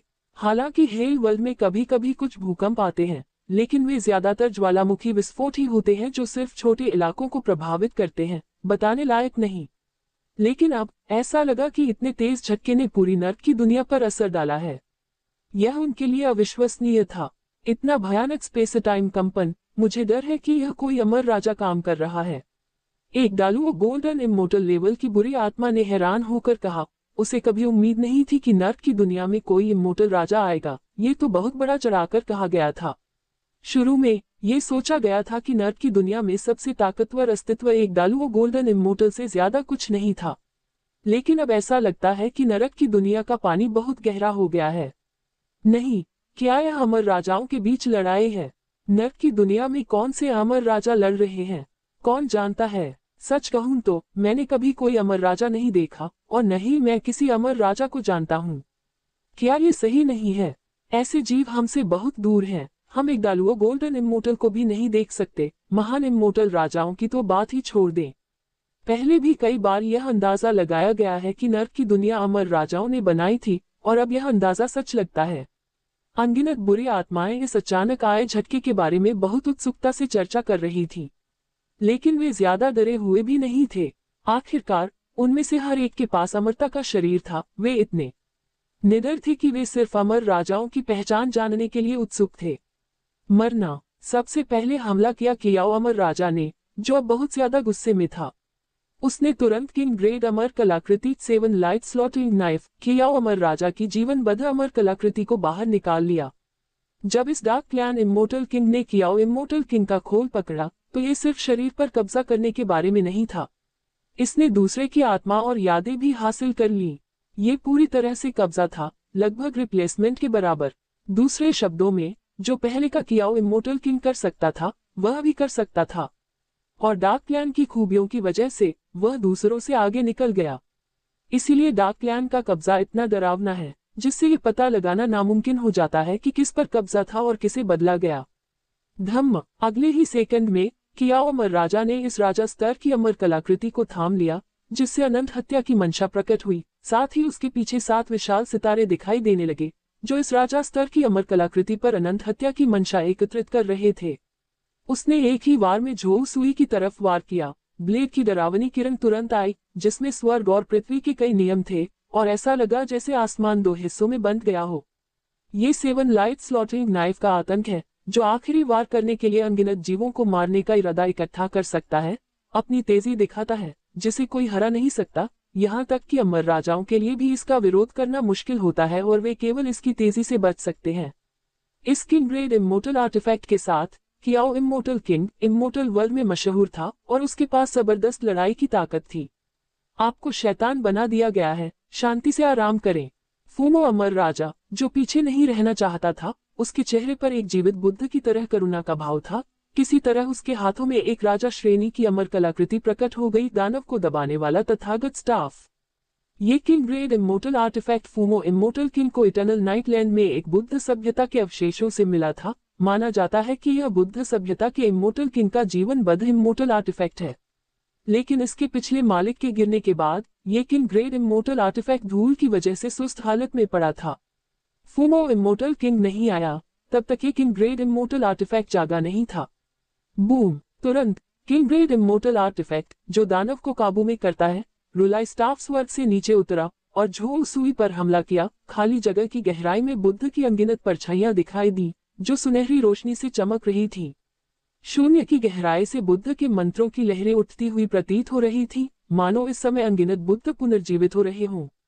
साथ ही ये हमला टाला नहीं जा सकता था, कभी न खत्म होने वाला था और झोल सुई के कारण और प्रभाव वाले आभामंडल को लॉक कर रहा था। इसके अंदर की शक्ति डरावनी थी। इसमें ड्रैगन और राक्षसों को काबू करने की ताकत थी और यह समय और जगह को भी तोड़ सकता था। ये कहा जा सकता है कि इसकी तेजी का कोई मुकाबला नहीं है। आप जरूर वो अमर राजा होंगे जिसने नर्क डायमेंशन बनाया है ना? अगर मैंने तुम्हारा शरीर जब्त कर लिया तो मेरा मानना है कि ह्यूमन कबीले के पास हमसे कोई राज नहीं रहेगा। मेरे लिए तुरंत मर जाओ। वो हेंग इमोर्टल किंग ने एक ज्यादा खतरनाक और चालाक चाल चली। पलक झपकते ही चुपचाप खालीपन की गहराई में गायब हो गया। कोई निशान नहीं छोड़ा, जैसे इस समय और जगह से गायब हो गया हो और किसी गहरे डायमेंशन में चला गया हो। इसके हाथ में सर्वोच्च अमर कलाकृति ट्रेसलेस अमर तलवार थी। नाम तो आसान था, लेकिन इससे कई अमर राजा डर से कांप उठते थे। एक बार जब ये सबसे बड़ा अमर आर्टिफैक्ट एक्टिवेट हो जाता है तो होस्ट आसानी से समय और जगह की गहराइयों में गायब हो सकता है। कोई निशान नहीं छोड़ता, जैसे गायब हो गया हो। यहाँ तक कि अमर राजाओं को भी इसके निशानों का पता लगाना मुश्किल लगता है। ये कहा जा सकता है कि वह इमोर्टल किंग एक टॉप टियर हत्यारा था, जिसने दूसरी जातियों के कई इमोर्टल राजाओं की हत्या की थी। अगर ये दुश्मन को मार भी न पाए तो भी ये दूसरी जातियों के अमर राजाओं को आसानी से गंभीर घाव दे सकता है, जिन्हें ठीक होने में अनगिनत साल लग सकते हैं। आर्टिफैक्ट की शक्ति दोगुनी से भी ज्यादा हो गई थी। तलवार का वार आकारहीन और अदृश्य, शांत और रंगहीन, जबकि वह अविनाशी थी। अगर हमला हुआ तो अमर राजा भी तुरंत गंभीर रूप से घायल हो जाएगा। अगर उनकी सोल पावर काफी मजबूत नहीं होती तो अंदाजा है कि सिर्फ एक वार से ही उनकी मौत हो जाती, शरीर और रास्ता खत्म हो जाता। बहुत दुर्बल। झो उसुई को इन 3 अमर राजाओं की ताकत का एहसास हो गया था। अगर वह भी डालुओ गोल्डन अमर होता तो उसे थोड़ा डर लग सकता था, लेकिन वह पहले ही अमर राजा के दायरे में पहुंच चुका था। भले ही वह अभी इमोर्टल किंग टियर में आया था, लेकिन वह अब इमोर्टल किंग्स के बराबर नहीं था। शायद अगर कोई पुराना राजा खुद काम करे तो वह उससे मुकाबला कर सकता है। अमर तकनीक नरक का द्वार। अगले ही सेकंड में झो सुई ने तुरंत ड्रैगन एलिफेंट गू की एक और अंदरूनी अमर तकनीक को एक्टिवेट कर दिया।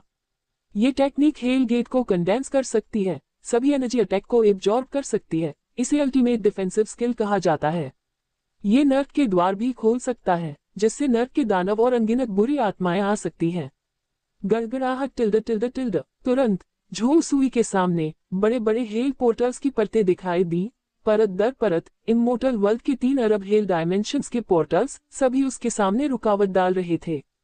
हेल गेट की डिफेंस पावर हर हेल डायमेंशन की पावर की वजह से इतनी मजबूत थी। हेल गेट पर दुश्मन के पावर अटैक को हर हेल डायमेंशन खा जाएगा और सोख लेगा। जब तक ये हेल डायमेंशन की कैरिंग लिमिट से ज्यादा नहीं हो जाता, हेल गेट नहीं गिरेगा। इस समय झो सुई का शरीर 3 अरब लेयर वाले डायमेंशनल स्पेस की गहराई में लग रहा था, जो हेल गेट से घिरा हुआ था, जो शरीर की सेफ्टी को पूरी तरह से बचा रहे थे। धप धप धप 3 अमर राजाओं की शक्ति एक पल में आ गई, नर्क के दरवाजे पर बमबारी की और तुरंत भयानक विनाशकारी शक्ति छोड़ दी। बस ऐसे ही एक हमले से अमर दुनिया का एक बड़ा राज्य टूट सकता है, जिससे भयानक तबाही हो सकती है और अनगिनत जीव खत्म हो सकते हैं और पूरी तरह राख में बदल सकते हैं। एक अमर राजा जिसने डेड रूल को समझ लिया है, उसकी हर हरकत में भयानक विनाशकारी शक्ति थी, सभी चीजों को मौत देने में सक्षम।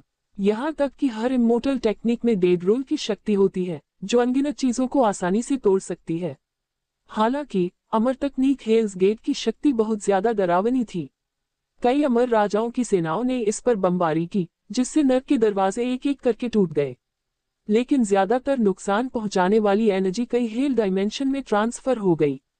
यह ऐसा था जैसे समुद्र में उल्कापिंड गिर रहे हों और सिर्फ मामूली लहरें पैदा कर रहे हों। ये कैसे संभव है? यह अमर तकनीक असल में क्या है? असल में हमारे 3 अमर राजाओं के हमलों को आसानी से रोकने के लिए। ये दृश्य देखकर कियाओ अमर राजा, वोहेंग अमर राजा और फूमो अमर राजा पूरी तरह से हैरान थे। उन्हें इस पर विश्वास करने की हिम्मत नहीं हो रही थी। उन्होंने सोचा कि उनका जानलेवा हमला भले ही उनसे पहले इस रहस्यमयी इंसानी नस्ल के अमर राजा को न मार पाए, कम से कम कुछ नुकसान तो पहुंचाएगा। लेकिन अब स्पेस टाइम पोर्टल्स की दूसरी बुलाई गई परतें स्पेस टाइम की अंतहीन गहराइयों में छिपी हुई हैं। फिर भी उनकी शक्ति पूरी तरह से गायब होने से पहले स्पेस टाइम बैरियर की 10 लाख परतों को ही भेद पाई थी। समस्या यह थी कि ऐसा स्पेस टाइम बैरियर 3 अरब लेयर तक गहरा था। ये नेल क्लिपर से हीरे को काटने की कोशिश करने जैसा है।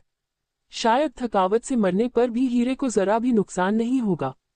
इस डिफेंसिव इमोर्टल टेक्निक की ताकत बस अकल्पनीय थी। मरना। झो उसुई का इन 3 डार्क क्लैन इमोर्टल किंग्स को जवाब देने का कोई इरादा नहीं था। उसने तुरंत रॉबरी थंडर वम की पावर एक्टिवेट कर दी। अमर तकनीक महान अराजकता थंडर विधि। अमर राजा के दायरे में जाने के बाद इस अमर तकनीक की शक्ति और भी भयानक हो गई, जिसमें मौत का स्वर्गीय संकट शामिल था। अगर ये दुनिया की कई स्वर्गीय मुसीबतों के साथ मिल जाए तो यह इस अमर तकनीक की शक्ति को अकल्पनीय ऊंचाइयों तक पहुंचा देगी। एक पल में अपने हाथ की एक लहर के साथ झो उसुई का पूरा शरीर अनगिनत अमर गड़गड़ाहट के साथ फट गया और आकाश के ऊपर एक विशाल काला गरजता हुआ बादल बन गया, जो अरबों किलोमीटर तक फैला हुआ था। खाली जगह टूट गई और उसमें डरावनी दरारें दिखने लगी। ऐसा लग रहा था जैसे भगवान का बदला उतर आया हो, जिसने अमर दुनिया की शुरुआत की गहराई में स्वर्गीय मुसीबत पैदा कर दी हो। और इस समय ऐसा लग रहा था कि वह थंडर गॉड में बदल गया है, जो हर चीज पर राज कर रहा है और थंडर पनिशमेंट का अधिकार रखता है। बम बम बम। अगले ही पल एक भयानक काला स्वर्गीय संकट तुरंत आ गया, जिसने कियाओ अमर राजा को जकड़ लिया। जैसा कि कहा जाता है, 10 उंगलियों को चोट पहुंचाने से बेहतर है कि एक उंगली तोड़ दी जाए। अगर इस इमोर्टल टेक्निक को 3 इमोर्टल किंग्स से निपटने के लिए फैलाया जाए तो ये सिर्फ उन्हें गंभीर रूप से घायल करेगी क्योंकि पावर फैल जाएगी। लेकिन अगर किसी एक पर फोकस किया जाए तो ये सामने वाले को मार सकती है। जब तक एक अमर राजा मर जाता है तब तक बाकी लोगों से निपटना आसान हो जाता है। इसलिए झोउ सुई ने अमर राजाओं में से सिर्फ एक को निशाना बनाया। धत तेरी की, कियाओ अमर राजा का चेहरा अचानक बदल गया। उसे उम्मीद नहीं थी कि वह इस मानव जाति के अमर राजा का पहला निशाना बनेगा। इस समय उसे लगा कि भयानक हेवनली ट्रिब्यूलेशन उस पर लॉक हो गया है, जैसे हेवनली दाओ की मर्जी से लॉक हो गया हो, जिससे उसकी रीढ़ में सिहरन दौड़ गई। सच तो यह है कि हेवनली ट्रिब्यूलेशन की शक्ति न केवल इमोर्टल वर्ल्ड के इमोर्टल्स को रोकती है, बल्कि डार्क क्लैन कल्टीवेटर्स को भी बहुत दबा देती है। इससे उन्हें बहुत नुकसान हो सकता है। दुर्भाग्य से झोउ सुई का हमला बहुत तेज था, इतना तेज कि उस पर रिएक्शन देना नामुमकिन था। जब तक उसने झोउ सुई को हमला करते देखा तब तक बहुत देर हो चुकी थी, क्योंकि भारी डेथ हेवनली ट्रिब्यूलेशन तुरंत आ गया और उसके शरीर पर बमबारी करने लगा। सब खत्म हो गया। तुरंत कियाओ इमोर्टल किंग ने महसूस किया कि इस इमोर्टल टेक्निक ने उस पर जोरदार हमला किया है। भयानक डेथ हेवनली ट्रिब्यूलेशन उसके पूरे शरीर में फैल गया, जिससे भयानक तबाही हुई और चीज का हर टुकड़ा, हर एटम पूरी तरह से चकनाचूर हो गया। ऐसा लग रहा था जैसे ये कोई ऐसी ताकत है जो दुनिया के सभी जीवों को खत्म कर सकती है और सारी जिंदगी खत्म कर सकती है। बूम टिल्ड कियाओ इमोर्टल किंग में विरोध करने की ताकत भी नहीं थी। वह बस बेबस होकर देख सकता था जब ये सबसे बड़ी इमोर्टल टेक्निक असर करती थी और उसका पूरा शरीर तुरंत कोयले में बदल जाता था। इससे भी ज्यादा गंभीर बात यह है कि इसकी आत्मा पूरी तरह से नष्ट हो गई और वह शून्य में बदल गई। ग्रेट केस थंडर मेथड की शक्ति से इसके अंदर की डार्क एनर्जी भी तुरंत गायब हो गई। जमीन भी तुरंत फट गई, जिससे एक गहरा गड्ढा बन गया, जैसे नर्क में घुस गया हो, और चारों ओर खतरनाक ओरा भर गया, जिससे रीढ़ की हड्डी में सिहरन दौड़ गई। क्या सिर्फ एक चाल से इसने सच में कियाओ इमोर्टल किंग को मार डाला? वुहेंग अमर राजा और फूमो अमर राजा के चेहरे अचानक बदल गए। उन्हें यह अविश्वसनीय लगा। सच कहूं तो इस ह्यूमन रेस इमोर्टल किंग की अटैक स्पीड बहुत तेज और बहुत बेरहम थी। अगर वे बचाना भी चाहते तो समय पर नहीं पहुंच पाते। जब तक वे कुछ करना चाहते थे तब तक कियाओ इमोर्टल किंग को ग्रेट केस थंडर मेथड से मार दिया गया था।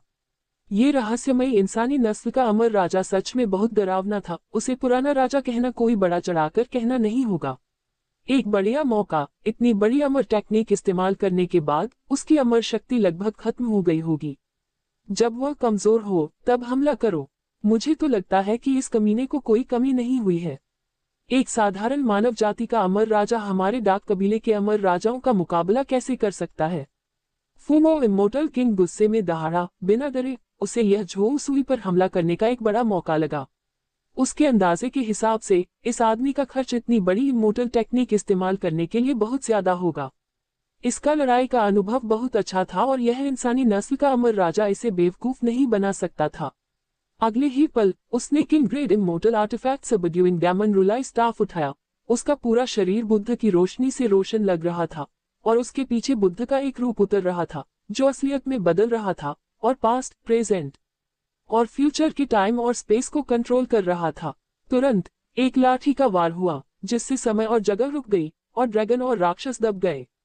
भयानक सुनहरी एनर्जी ने इस टाइम स्पेस को खत्म कर दिया, जिससे ऐसा लगा कि बुद्ध का राज्य बन गया है। कोई भी प्राणी बिना किसी विरोध के आज्ञाकारी रूप से समर्पण कर देगा। मैंने कहा, तुम बहुत कमजोर हो। फूमो इमोर्टल किंग की लड़ाई के बारे में सोचा भी नहीं। पिछली इमोर्टल टेक्निक ने बहुत कुछ खाया था, लेकिन उसके लिए ये तो बस एक बूंद थी। आखिरकार उसकी अंदरूनी गुफा की दुनिया 10,000 लाइट ईयर से भी बड़ी थी। तो ये सोचा जा सकता है कि उसकी अमर शक्ति कितनी मजबूत थी। यहाँ तक कि एक पुराना राजा भी इससे अलग नहीं था। अगर 10 और इमोर्टल टेक्निक इस्तेमाल की जाएं, तो भी ये बिल्कुल बेकार होगा। एक सांस में ही फिर से भर दिया जाएगा। इस समय उसने एक और अमर तकनीक का इस्तेमाल किया। सर्वोच्च अमर तकनीक नेदर गॉड साइथ। ये ड्रैगन एलिफेंट गू की एक नेटल इमोर्टल टेक्निक थी जिसमें डेड रोल की पावर थी। एक बार इस्तेमाल करने के बाद ये डेथ गॉड का अधिकार पाने जैसा है, जिसमें जीवन और मृत्यु की पावर होती है। खासकर नर्क में वह मौत का देवता बन जाता है जो जीवों पर हावी हो जाता है और सभी जीवों को मार डालता है। गड़गड़ाहट टिल्ड अनगिनत डेथ पावर झोउ सुई पर इकट्ठा हो गई, जिससे 3 अरब हेल प्लेन कांपने लगे क्योंकि बहुत सारी डेथ पावर इकट्ठा होकर गूंजने लगी। इस समय ब्लैक डेथ पावर इकट्ठा होकर एक बहुत बड़ी काली दरांती बन गई, जो घने डेथ रून्स और डेथ मार्किंग से ढकी हुई थी। परछाइयों के बीच अनगिनत बदला लेने वाली आत्माएं दरांती पर उभरी। जो उसुई ने काली दरांती उठाई, उसे ऐसा लग रहा था जैसे वह पाताल लोक के देवता में बदल गया हो। उसे न खुशी थी न दुख, उसकी आंखें गहरी और शांत थी, किसी भी भावना से मुक्त। आसपास की जगह और समय कांपने लगा और भिन भिनाने की आवाज गूंजने लगी।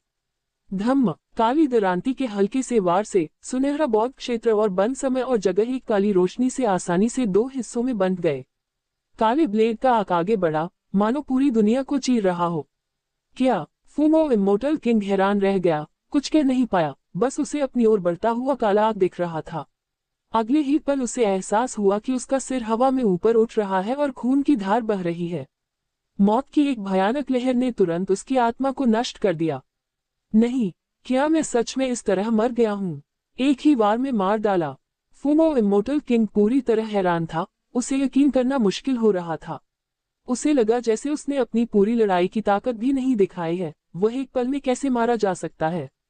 ये बिल्कुल बेतुका था। फिर भी, चाहे वह कितना भी अनिच्छुक क्यों न हो, इसका कोई फायदा नहीं हुआ। थोड़ी देर में वह हमेशा के लिए अंधेरे में चला गया और उसकी आत्मा की आभा तेजी से गायब हो गई और फिर शांति छा गई। ये राक्षस है, ये राक्षस है। ये सीन देखकर बचा हुआ वुहेंग इमोर्टल किंग डर के मारे मर गया। यहाँ तक कि फूमो इमोर्टल किंग और कियाओ इमोर्टल किंग भी दुश्मन के हाथों आसानी से मर गए थे, इसलिए उसकी किस्मत भी वैसी ही खराब लग रही थी। उनके सामने जो रहस्यमयी इंसानी अमर राजा था, वह पक्का कोई नया राजा नहीं था। वह कोई पुराना राजा या कोई पुराना अमर राजा या कोई ताइकू अमर राजा भी हो सकता था। नहीं तो उसके पास इतनी भयानक लड़ाई की ताकत नहीं होती कि वह आसानी से दो डार्क क्लैन इमोर्टल किंग्स को मार सके। अगर यह खबर वापस फैल गई तो इससे डार्क क्लैन में जरूर बहुत बड़ी उथल पुथल मच जाएगी। आखिरकार डार्क क्लैन के लिए एक अमर राजा का पतन एक अकल्पनीय नुकसान था। अभी ज्यादा डार्क क्लैन इमोर्टल किंग्स सच में जाग नहीं पाए थे। अगर दो लोग मर जाते तो कौन जानता है कि नुकसान की भरपाई में कितना समय लगेगा। डार्क क्लैन के लिए यह बेशक एक बहुत बड़ा झटका था, इसलिए चाहे कुछ भी हो, वह इस रहस्यमय इंसानी नस्ल के अमर राजा के हाथों में नहीं पड़ सकता था। भले ही वह मर गया हो, उसे आज की खुफिया जानकारी डार्क क्लैन को वापस भेजनी होगी। नहीं तो डार्क क्लैन को भविष्य में जरूर ऐसी मुसीबत का सामना करना पड़ेगा जिसकी कल्पना भी नहीं की जा सकती। सूश। एक पल में वुहेंग इमोर्टल किंग ने जरा भी हिचकिचाहट नहीं दिखाई। वह रोशनी की एक किरण में बदल गया, समय और जगह की गहराइयों में गायब हो गया और जिंदा रहने के लिए उस नारकीय प्लेन से भागने की कोशिश करने लगा। वह अब इस रहस्यमयी इंसानी नस्ल के अमर राजा से लड़ना नहीं चाहता था और न ही अपने दो साथियों की किस्मत देखना चाहता था। भागने की कोशिश कर रहे हो? यह मेरा डोमेन है, तुम कहाँ भाग सकते हो? वुहेंग अमर राजा को देखा। उन्होंने तुरंत भाग्य क्यूगू की शक्ति का आह्वान किया और अमर तकनीक दिव्य क्रोध बाण का प्रयोग किया। यह एक अमर तकनीक है जो फॉर्चून क्यूगू के अमर राजा बनने से पैदा हुई है, जो सभी प्राणियों के गुस्से को एक दिव्य तीर में बदल सकती है, जिसमें देवताओं को मारने की शक्ति होती है। स्वर्ग या पृथ्वी में भी स्वर्ग की सजा की तरह कोई बचने का रास्ता नहीं है। गड़गड़ाहट टिल्ड टिल्ड। गू के कंट्रोल में लक गोल्डन ड्रैगन से बहुत ज्यादा गुस्सा इकट्ठा हुआ, जिससे तुरंत एक बड़ी लाल आग बन गई। इस बड़ी लाल आग के बीच अनगिनत ह्यूमन कल्टीवेटर दिखाई दिए। अगले ही पल वह तेज आग तुरंत एक दिव्य तीर में बदल गई, जो हमेशा जलने वाले, कभी न बुझने वाले गुस्से से जलता हुआ लग रहा था, जिस पर अनगिनत रहस्यमयी निशान खुदे हुए थे, जो समझ से परे थे। ऐसा लग रहा था जैसे ये लौ खाली जगह को जलाकर सब कुछ खत्म कर देगी। अगर उम्मीद की लौ ने कभी न खत्म होने वाले अंधेरे को दूर किया, तो भगवान का गुस्सा तीर गुस्से की पक्की आग थी, तबाही की आग थी। लोगों का गुस्सा स्वर्ग और धरती को तबाह कर सकता था, सभी देवताओं को मार सकता था। ये लोगों का गुस्सा है, जो बिना बीमार हुए ही खत्म हो रहा है। आमतौर पर इंसान का गुस्सा कुछ भी नहीं होता, वह किसी ताकतवर चीज को हिला नहीं सकता। लेकिन फॉर्चून क्यूगू की शक्ति से अनगिनत लोगों का गुस्सा एक साथ आ सकता था, और इसकी शक्ति एक अमर राजा को मारने के लेवल तक पहुंच सकती थी। धम्म। इस समय झो सुई ने धनुष खींचा और तीर छोड़ा। लाल दिव्य तीर तुरंत निकल गया। वुहेंग अमर राजा के कर्मिक आभा पर लॉक हो गया, जिससे विरोधी के लिए छिपना या भागना नामुमकिन हो गया। असंभव। वुहेंग अमर राजा को लगा कि वह किस्मत की ताकत से बंद हो गया है। वुहेंग अमर राजा के नाम से जाने जाने के बावजूद कोई निशान नहीं छोड़ते हुए, वजह की तलाश से बचते हुए। लेकिन यह ऐसा कुछ नहीं था जिसे पूरी तरह से पक्का किया जा सके। अगर दूसरे की वजह के सिद्धांत और किस्मत की ताकत की समझ उससे ज्यादा हो, तो वह आसानी से फंस जाएगा और बाहर नहीं निकल पाएगा। उसने देखा कि एक लाल दिव्य तीर बहुत तेजी से मार रहा है और खाली जगह को चीरता हुआ जा रहा है। पलक झपकते ही वह उसके पास पहुंच गया। उसकी स्पीड बहुत तेज थी। ये किस तरह की अमर तकनीक है? मैं इससे बच क्यों नहीं सकता? मैं इसे ब्लॉक क्यों नहीं कर सकता? वुहेंग अमर राजा ने विरोध करने की कोशिश की, लेकिन ये बेकार था। लाल दिव्य तीर आसानी से उसकी सुरक्षा में घुस गया, यहाँ तक कि उसकी छाती में भी घुस गया। अचानक एक भयानक दिव्य अग्नि भड़क उठी, जो उसके पूरे शरीर में भयंकर रूप से जलने लगी। भयानक गर्मी उसकी आत्मा को झुलसा रही थी। धुंध में उसे अनगिनत लोगों की गुस्से भरी आवाजें सुनाई दे रही थी, मानो अनगिनत जीवों ने उस पर आरोप लगाया हो। हर आरोप में इतना वजन था कि सोचा भी नहीं जा सकता था कि पूरी दुनिया को पूरी तरह से कुचल सकता था। गड़गड़ाहट। वुहेंग अमर राजा की आत्मा इस भयानक आग से तुरंत जल गई, बिना एक सेकंड भी संघर्ष किए। टकराना। वुहेंग इमोर्टल किंग की लाश खाली जगह से जमीन पर जोर से गिरी, जिससे एक बहुत बड़ा गहरा गड्ढा बन गया। धूल उड़ने लगी, पत्थर बिखरने लगे। उसकी आंखें पूरी तरह खुली हुई थीं, साफ तौर पर पछतावे से मर रही थी। शुरू में इसने बड़ी मेहनत से ह्यूमन रेस के अमर राजा पर कब्जा कर लिया था और ह्यूमन कबीले में गद्दार बनने का इरादा किया था और एक जरूरी मौके पर उन्हें उखाड़ फेंका था। कौन सोच सकता था कि कामयाबी से काम संभालने के तुरंत बाद ही उसे ऐसी मुसीबत का सामना करना पड़ा। काश उसे पहले पता होता कि वह भयानक प्लेन इतना खतरनाक है, तो वह कभी नहीं आता। दुर्भाग्य से अब कुछ भी कहने में बहुत देर हो चुकी है। वास्तव में 3 डार्क क्लैन इमोर्टल किंग्स को मार डाला। क्या ये हेवनली दाव का गिफ्ट है? इस समय झो सुई को महसूस हुआ कि सुनहरी किरणें अचानक खाली जगह में गहराई से दिखाई दे रही हैं और उसके शरीर में मिल रही हैं। ये सबसे ऊंचे लेवल की शुद्ध ओरिजिन एनर्जी थी। वह अमर लोक तियांताओं के उत्साह को भी महसूस कर सकता था। इस पल उसके शरीर के अंदर ओरिजिन एनर्जी तेजी से बढ़ गई। इसके साथ ही इस विशाल मूल ऊर्जा को प्राप्त करने पर उनके अमर राजा दाओफल का आंतरिक स्थान नंगी आंखों से स्पष्ट रूप से फैल रहा था, फैल रहा था, फैल रहा था, फैल रहा था। गुफा स्वर्ग की दुनिया में अविनाशी सामग्री भी लगातार बढ़ रही थी। इस स्वर्गीय दाव गिफ्ट से मिली ओरिजिन एनर्जी ही उसे सैकड़ों अरबों, यहाँ तक कि हजारों अरबों सालों की मुश्किल साधना से बचाने के लिए काफी थी। और इसमें कोई छिपा हुआ खतरा नहीं था। बेशक अमर लोक तियांताओं के लिए ये डार्क क्लैन अमर राजा सच में बहुत बड़े खतरे थे, कीड़े मकोड़ों जैसे। अब जब वे झो सुई द्वारा मारे गए थे, तो अमरलोक में खतरा अपने आप कम हो गया। पता चला इन 3 डार्क क्लैन इमोर्टल किंग्स का इन्फिनल प्लेन में आना एक्सीडेंटल नहीं था।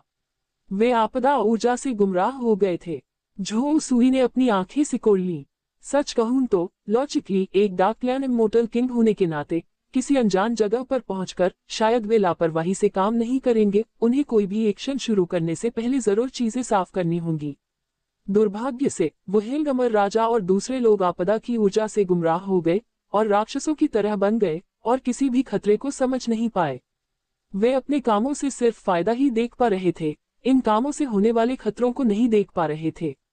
इस तरह ये 3 डार्क क्लैन इमोर्टल राजा बिना तैयारी के नरक में घुस गए और उसके हाथों मारे गए। बेशक एक अमर दायरे के अमर होने के नाते उसे अमर दायरे के तियांताओं की किस्मत का प्रोटेक्शन मिलेगा। डार्क क्लैन कल्टीवेटर्स की सेलेस्टियल रेलम एरिया में आने वाले दुश्मनों के तौर पर उन्हें हर जगह जरूर मुसीबतों का सामना करना पड़ेगा और हर तरह की मुसीबतों का सामना करना पड़ेगा। वे छोटी छोटी बातों पर अपनी पहचान भी बता सकते हैं। सभी प्राणियों के प्रति अमर लोक तियांताओं की स्वाभाविक सुरक्षा है। तियांताओं की सुरक्षा के बिना इमोर्टल रियल्म के प्राणियों के लिए डार्क क्लैन के हमले का विरोध करना मुश्किल होगा। शायद इसमें ज्यादा समय नहीं लगेगा जब अमर दुनिया पर डार्क क्लैन कब्जा कर लेगा। बेशक मूल रूप से यह अमर क्षेत्र तियांताओं का एक स्वसहायता व्यवहार भी है, लेकिन किसी भी हालत में झो सुई के लिए यह कोई बुरी बात नहीं होगी। तियांताओं की सुरक्षा मिली है और वह जो भी करता है उससे वह मुसीबतों से बच सकता है। सच में इस बार फसल बहुत अच्छी है। झो सुई ने 3 अमर राजा की लाशों को देखा और उसे बहुत संतुष्टि महसूस हुई। ये जानना जरूरी है कि अमर राजा की लाशें बहुत कीमती खजाना है। खून की एक बूंद भी बेमिसाल अमर अमृत के समान है। इसमें मौजूद दवा की ताकत बहुत डरावनी है। अगर आम अमर लोग इसे खा लें तो उन्हें पता नहीं चलेगा कि कितने सालों की साधना बढ़ जाएगी। अच्छी किस्मत होने पर भी इमोर्टल किंग एसेंस ब्लड का इस्तेमाल इमोर्टल पिल को रिफाइन करने के लिए किया जा सकता है, जिससे स्वर्ग और पृथ्वी के कई नियमों को समझा जा सकता है। लेकिन सबसे महत्वपूर्ण अमर राजा दाव फल है। असल में कुल 6 अमर राजा दाव फल मिले हैं, तो इन 3 डार्क क्लैन इमोर्टल किंग्स के पास भी दाव फ्रूट्स हैं। झो उसूई ने पलकें झपकाईं। उन्हें लाशों के अंदर 6 दाव फल मिले, जिनमें से 3 कियाओ इमोर्टल किंग के थे और बाकी 3 डार्क क्लैन इमोर्टल किंग्स के थे। लेकिन डार्क क्लैन इमोर्टल किंग्स के डाव फ्रूट्स अजीब होते हैं, जिनमें बहुत ज्यादा डार्क एनर्जी होती है, जो उन्हें डार्क डाव फ्रूट्स बनाती है। उनमें भयानक कोरोसिवनेस और एरोसिवनेस भी होती है। अगर आम अमर लोग संपर्क में आते तो वे शायद डार्क डाव फ्रूट्स से खत्म हो जाते और डार्क बीइंग्स में बदल जाते। इस प्रकार ये बहुत ही खास दाव फल हैं। हालांकि दूसरे अमर लोगों के लिए डार्क दाव फ्रूट्स पॉल्यूटेंट हैं, लेकिन झो उसूई के लिए वे बहुत कीमती खजाने हैं। टोटल वाइनबर्ग की पावर का इस्तेमाल करके इन 3 डार्क दाव फ्रूट्स को पूरी तरह से रिफाइन कर सकता है, फिर उन्हें 7th ऑर्डर इमोर्टल वाइन में बदल सकता है।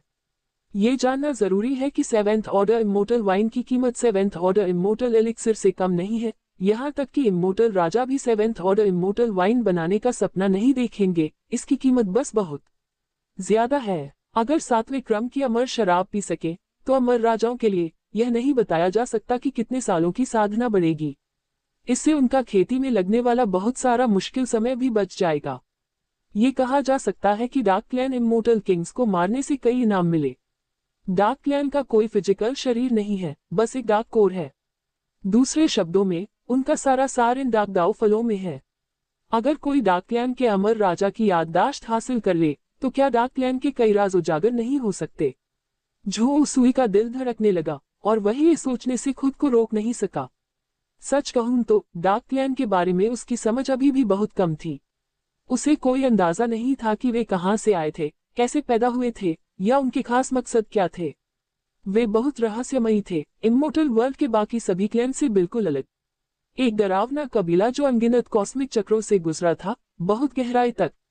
अब जब झो उसूई ने 3 डार्क क्लैन इमोर्टल किंग्स को मार डाला तो अनगिनत सोल के टुकड़े चारों ओर बिखरे पड़े थे।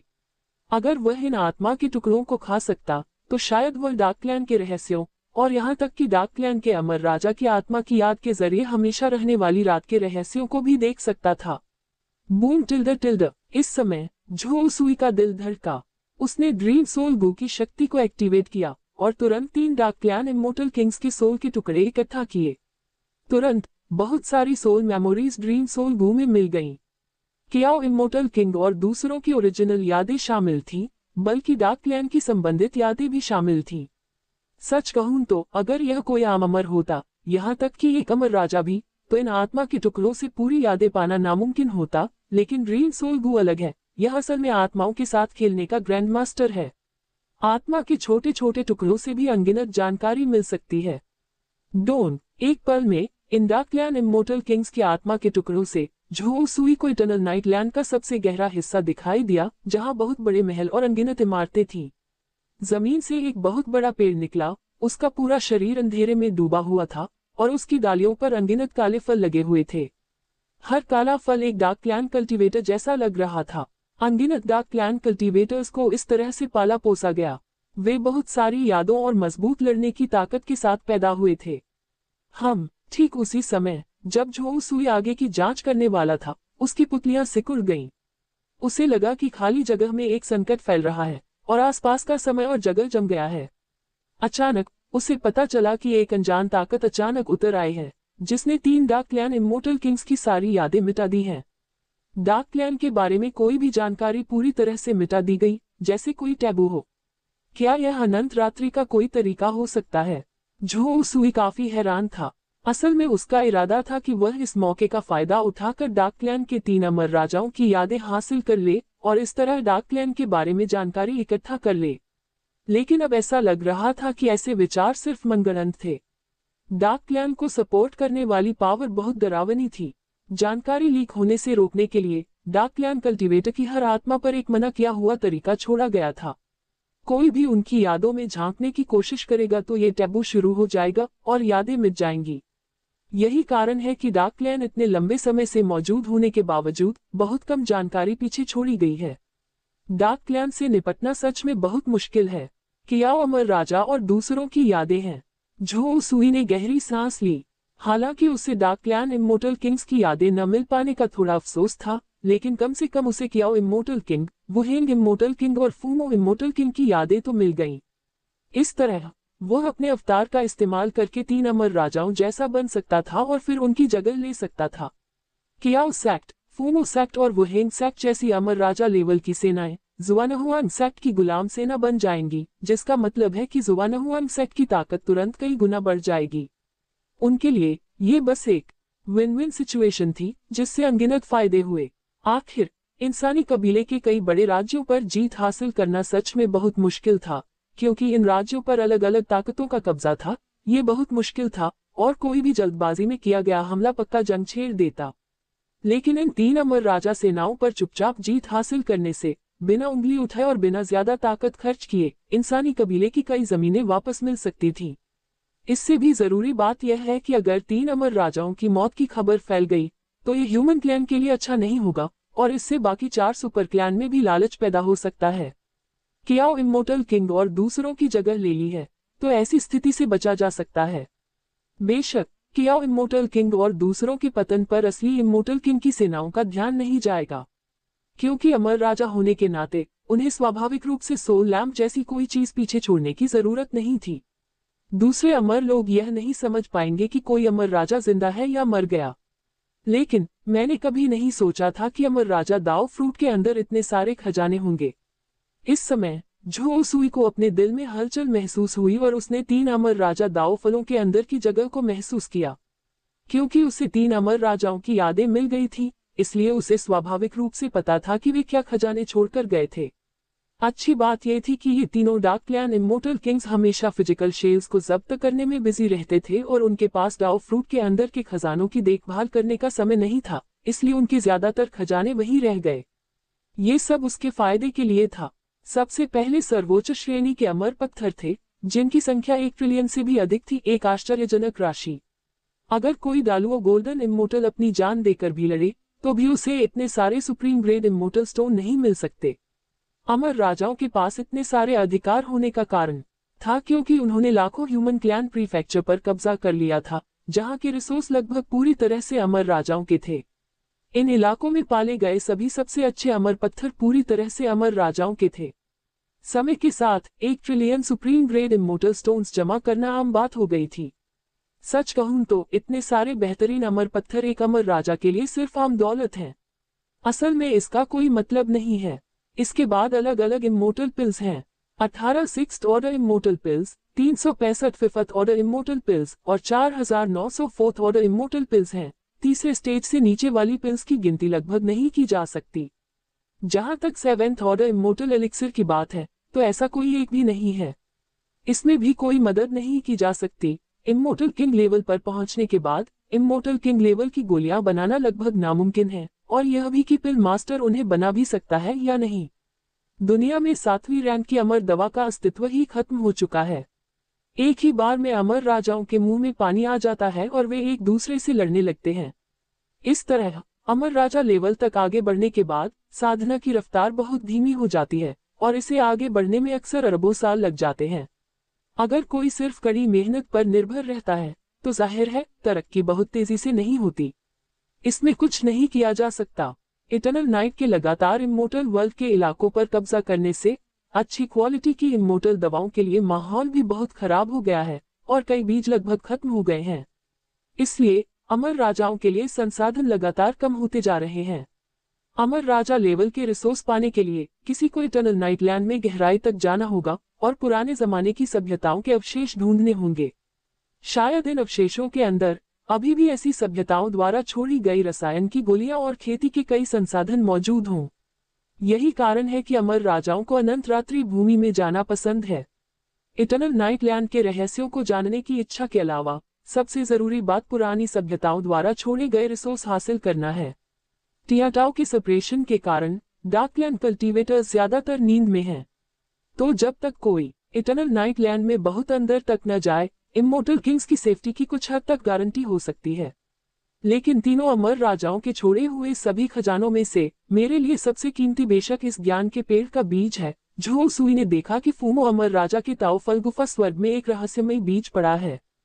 फूमो अमर राजा की याद के अनुसार उन्हें यह अमर वृक्ष का बीज बौद्ध सभ्यता के अवशेषों से मिला था। ऐसी अफवाह है कि बौद्ध सभ्यता के पीक के दौरान उन्होंने एक बहुत बड़ा ज्ञान का पेड़ उगाया था। ये ज्ञान का पेड़ ज्ञान के पेड़ की पत्तियां पैदा कर सकता है।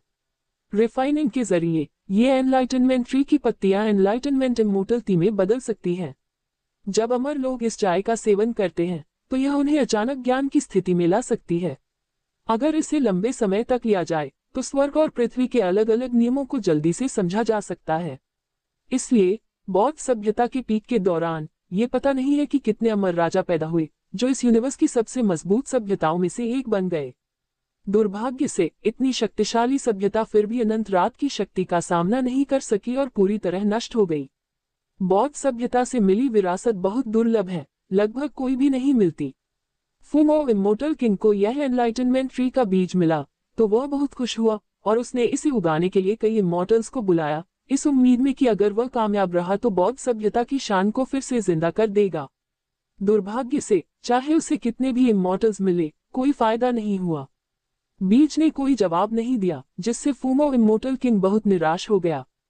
फिर भी उन्होंने इस नतीजे से हार नहीं मानी और बीज को अपने पास रखा, इस उम्मीद में कि एक दिन उन्हें ज्ञान के पेड़ को फिर से जिंदा करने का कोई रास्ता मिल जाएगा। अगर मैं मेडिसिन गू की शक्ति का इस्तेमाल करूं तो मैं इस ज्ञान के पेड़ के बीज को पूरी तरह से फिर से जिंदा कर सकता हूं। ये तेजी से बढ़ भी सकता है। झो सुई ने उत्साह से अपनी मुट्ठियां भींच लीं। ये सच में उनके लिए बहुत बड़ा फायदा है। अगर एनलाइटनमेंट ट्री सच में फिर से जिंदा हो पाता तो एनलाइटनमेंट इमोर्टलिटी की ताकत से वह जल्द ही डेड रूल को समझ सकता था और रीइंकार्नेशन लॉ को भी समझ सकता था, जिससे वह पुराने राजा के दायरे के करीब पहुंच सकता था। भले ही वह अभी इमोर्टल किंग रेल्म में आगे बढ़ा है, लेकिन वह पहले से ही एंशिएंट किंग रेल्म का इंतजार कर रहा है। इसके अलावा एनलाइटनमेंट इमोर्टलिटी सिर्फ उसकी ही मदद नहीं करेगी। जुआनहुआन सेक्ट के कई टैलेंट्स के साथ साथ इमोर्टल वर्ल्ड के ह्यूमन क्लैन जीनियस लोगों की भी मदद कर सकता है। ये ध्यान देने वाली बात है कि इमोर्टल ह्यूमन क्लैन में अनगिनत दालुओ गोल्डन इमोर्टल्स हैं। ये लोग ज्यादातर जीनियस हैं, बस उन्हें आगे बढ़ने का मौका नहीं मिला, इसीलिए वे इमोर्टल किंग रेल्म तक नहीं पहुंच पाए हैं। अगर उन्हें मौका दिया जाए तो शायद वे अमर राजा बन सकते हैं। इसलिए जब तक एनलाइटनमेंट इमोर्टलिटी दिखाई देती है, ये बिना किसी शक के इमोर्टल ह्यूमन क्लैन के लिए एक बड़ा मौका है। तब तक ह्यूमन कबीले की ताकत तेजी से बढ़ जाएगी। बेशक झो सुई बेवकूफी में एनलाइटनमेंट इमोर्टलिटी नहीं देगा। जब ये दालुओ गोल्डन इमोर्टल्स पूरी तरह से बदल जाएंगे और जुआनहुआन सेक्ट के कल्टीवेटर बन जाएंगे, तभी उन्हें यह मौका मिल सकता है। आखिरकार वह अपने दुश्मन खुद नहीं बनाना चाहता। एनलाइटनमेंट ट्री के बीजों के अलावा सबसे जरूरी रिसोर्स केओस क्रिस्टल्स होने चाहिए। अचानक इन तीन अमर राजाओं ने मिलकर 300 केस क्रिस्टल हासिल कर लिए। अब वे भी मेरे हैं। इस समय झो सुई को लगा कि ताओ फ्रूट गुफा स्वर्ग में 300 केस क्रिस्टल छिपे हुए हैं। सच कहूं तो उसने अर्थ एम्परर मेडिसिनल कॉल्ड्रॉन, जो एक किंग ग्रेड इमोर्टल आर्टिफैक्ट है, से सीखा कि केस क्रिस्टल्स एक इमोर्टल किंग के लिए सबसे बड़े खजाने हैं। आखिरकार अमर राजा के दायरे में पहुंचने पर अमर राजा के लिए असरदार खजाने और भी दुर्लभ हो जाते हैं। 7वीं रैंक की अमर दवा लगभग खत्म हो चुकी है, तो एक ही चीज जिसका अमर राजा की साधना पर खास असर पड़ता है वह है बेशक केस क्रिस्टल। यह एक खास एनर्जी क्रिस्टल है जिसे सिर्फ यूनिवर्स के खत्म होने के दौरान ही नर्चर किया जा सकता है और इसकी क्वांटिटी बहुत कम है। हर केस क्रिस्टल बहुत कीमती है। अगर कोई अमर राजा इसे पाले तो इससे उनकी अपनी खेती बहुत बढ़ जाएगी। दुर्भाग्य से ये केस क्रिस्टल पूरे ब्रह्मांड में बिखरे हुए हैं और अमर राजा भी इनमें से ज्यादातर को नहीं ढूंढ पाते हैं। कियाओ इमोर्टल किंग और दूसरों ने बहुत कम मात्रा में केस क्रिस्टल इकट्ठा करने में अनगिनत साल लगा दिए। ये 300 केस क्रिस्टल पहले से ही उनकी सबसे बड़ी फसल है। ये 300 केस क्रिस्टल्स कियाओ इमोर्टल किंग और इटर्नल नाइटलैंड में दूसरों को मिले थे। इस समय झो सुई ने अपनी आंखें सिकोड़ ली और कियाओ अमर राजा और दूसरों की यादों में खो गया। उन्हें तुरंत इन 300 केस क्रिस्टल्स की शुरुआत का पता चल गया। वे इटर्नल नाइटलैंड में पाए गए थे। पहले 5 सुपर क्लैन के अमर राजाओं ने मिलकर इटर्नल नाइटलैंड में अंदर तक जाकर डार्क क्लैन के गढ़ पर हमला करने की कोशिश की। हालांकि उन्होंने डार्क क्लैन की नींव को कम आंका। भले ही ज्यादातर डार्क क्लैन इमोर्टल राजा हेवनली डाउ शक्तियों के दब जाने के कारण सो रहे थे, फिर भी अगर उन्हें धमकी दी जाती तो वे तुरंत जाग जाते। नतीजा तो अंदाजा ही था। 5 सुपर क्लैन के अमर राजा पूरी तरह हार गए और बेइज्जत होकर भाग गए। कुछ बदकिस्मत अमर राजा तो अंदर ही मर गए और बचे हुए अमर राजा ज्यादातर बुरी तरह घायल होकर लौटे और गहरे अकेलेपन में चले गए। इससे 5 सुपर क्लैन के अमर राजा कुछ समय के लिए गायब हो गए। इससे भी बुरी बात यह है कि कुछ डार्क क्लैन इमोर्टल किंग्स ने तो अलग अलग क्लैन के इमोर्टल किंग्स पर कब्जा करने का मौका भी ले लिया। कई अमर राजाओं को पहले ही निशाना बनाया जा चुका है, लेकिन लड़ाई के दौरान कुछ अमर राजाओं को डार्क क्लैन के गढ़ में बहुत सारे खजाने मिले। उन्होंने बड़ी मात्रा में केस क्रिस्टल लूटे और माना जाता है कि उन्होंने बहुत पैसा कमाया था। लेकिन क्याओ इमोर्टल किंग और दूसरों को उम्मीद नहीं थी कि डार्क क्लैन इमोर्टल किंग्स उन्हें टारगेट करेंगे, उनकी आत्मा को खा जाएंगे और उनके शरीर पर कब्जा कर लेंगे। क्या जल्लाद अमर राजा के अलग अलग अमर राजाओं के हमले का डार्क क्लैन से कोई लेना देना था? झो सुई ने अपनी मुठ्ठियां भींच लीं।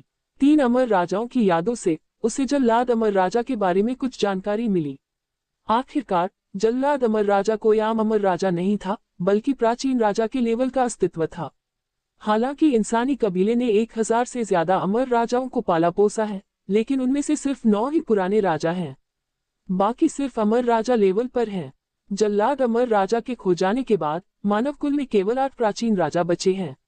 एक पुराने इंसानी राजा के तौर पर यह जाहिर है कि अमर राजाओं से आसानी से घिरा रहना नामुमकिन है। इससे सिर्फ इंसानी कबीले की जिंदा ताकत कम होगी और कोई भी इतना बेवकूफ नहीं होगा।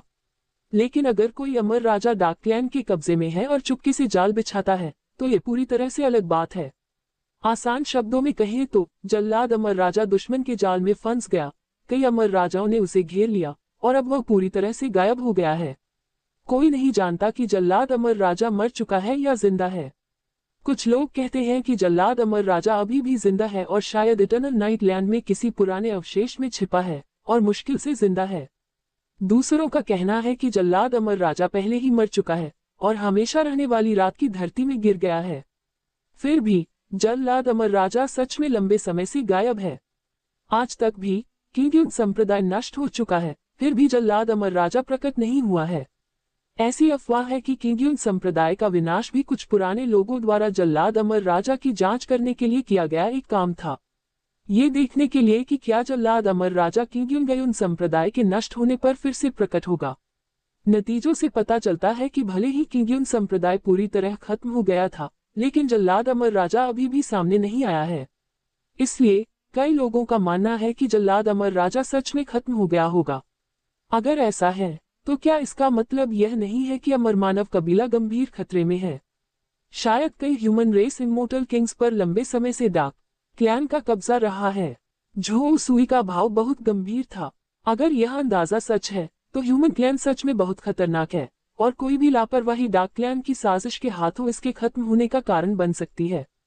इससे भी ज्यादा डरावनी बात यह है कि यह मामला सिर्फ ह्यूमन क्लैन तक ही सीमित नहीं है। ऐसे ही हालात दूसरे 4 सुपर क्लैन में भी हो सकते हैं, जहां कई इमोर्टल किंग्स पर दुश्मन का कब्जा हो सकता है। अगर ऐसा है तो 5 सुपर क्लैन बहुत बड़ी मुसीबत में पड़ जाएंगे।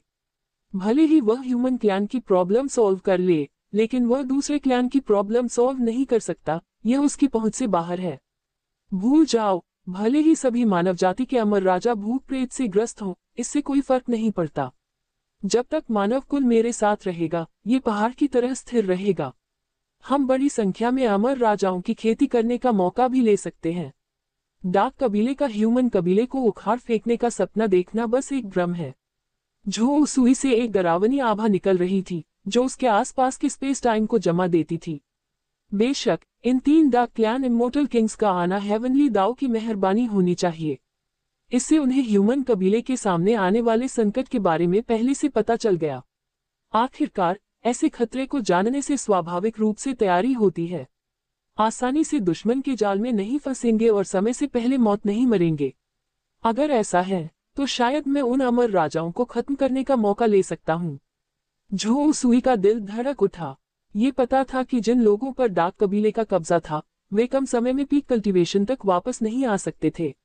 अगर उसने इस समय के दौरान इन डार्क क्लैन इमोर्टल किंग्स पर हमला किया तो इसका चमत्कारी असर हो सकता है। अगर डार्क क्लैन इमोर्टल किंग्स कब्जा करने में कामयाब हो जाते हैं तो बहुत देर हो चुकी होगी। तो जब वे कमजोर हों तब हमला करो ताकि उनकी किस्मत पक्की हो जाए और इन गद्दारों का सफाया हो जाए। वह फिलहाल दूसरे सुपर क्लैन को मैनेज नहीं कर सकता था, लेकिन वह ह्यूमन क्लैन के अंदरूनी इलाकों को संभाल सकता था। ये सोचकर झो सुई ने तुरंत ऑब्जेक्ट सर्चिंग गू को एक्टिवेट कर दिया, क्योंकि इमोर्टल किंग रेल्म तक पहुंचने के बाद ऑब्जेक्ट्स को खोजने की उसकी क्षमता और भी ज्यादा पावरफुल हो गई थी। इस गू कीड़े का इस्तेमाल करके कब्जे वाले इमोर्टल किंग्स को खोजना बहुत असरदार था। गड़गड़ाहट टिल्ड टिल्ड। एक पल में ऑब्जेक्ट सर्चिंग गू की शक्ति ने काम किया। ऐसा लगा जैसे स्वर्ग और पृथ्वी के बीच कारण कार्य के जाल को जोड़ दिया हो और स्वर्गीय दाव और भाग्य के साथ बातचीत कर रही हो। जल्द ही जानकारी की एक बड़ी धारा उनकी चेतना के सागर की गहराई में भर गई। इमोर्टल वर्ल्ड ह्यूमन कबीले में कुल 1356 इमोर्टल राजा हैं। उनमें से 765 अमर राजाओं पर भूत सवार है और बाकी बुरी तरह घायल हैं और ठीक हो रहे हैं।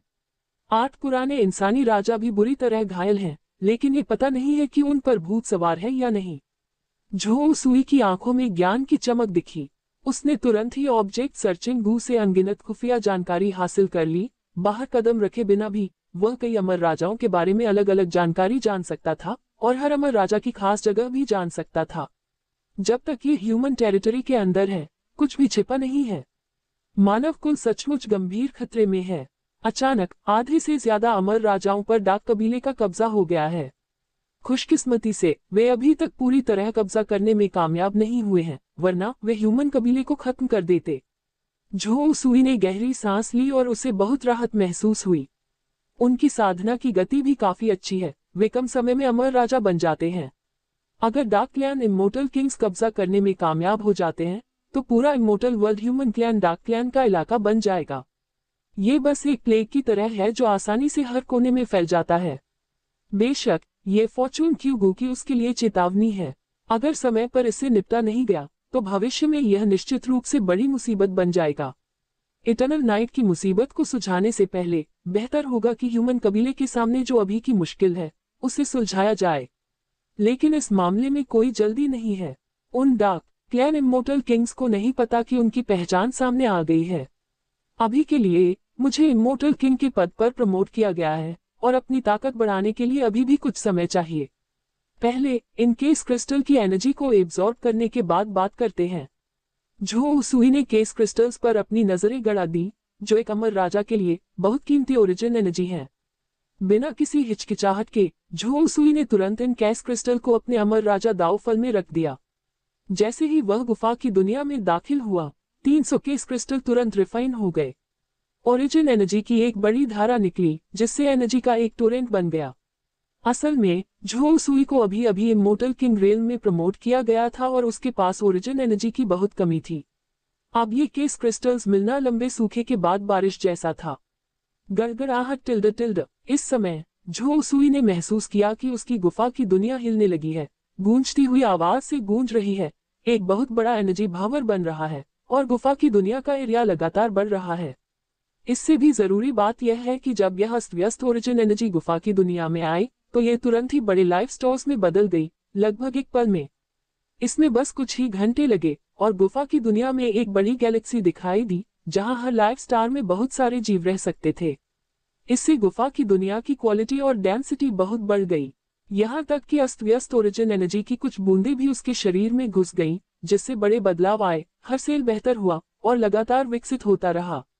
कोई आश्चर्य नहीं कि केस क्रिस्टल एक अमर राजा के लिए इतने फायदेमंद हैं। यहाँ तक कि एक अमर गोली भी इसकी तुलना नहीं कर सकती। झो सुई हैरान रह गया।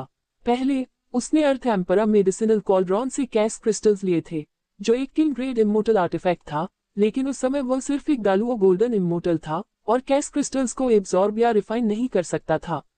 इमोर्टल किंग रेल में आगे बढ़ने के बाद ही वह केस क्रिस्टल्स को एब्जॉर्ब और रिफाइन करने की काबिलियत रख सका।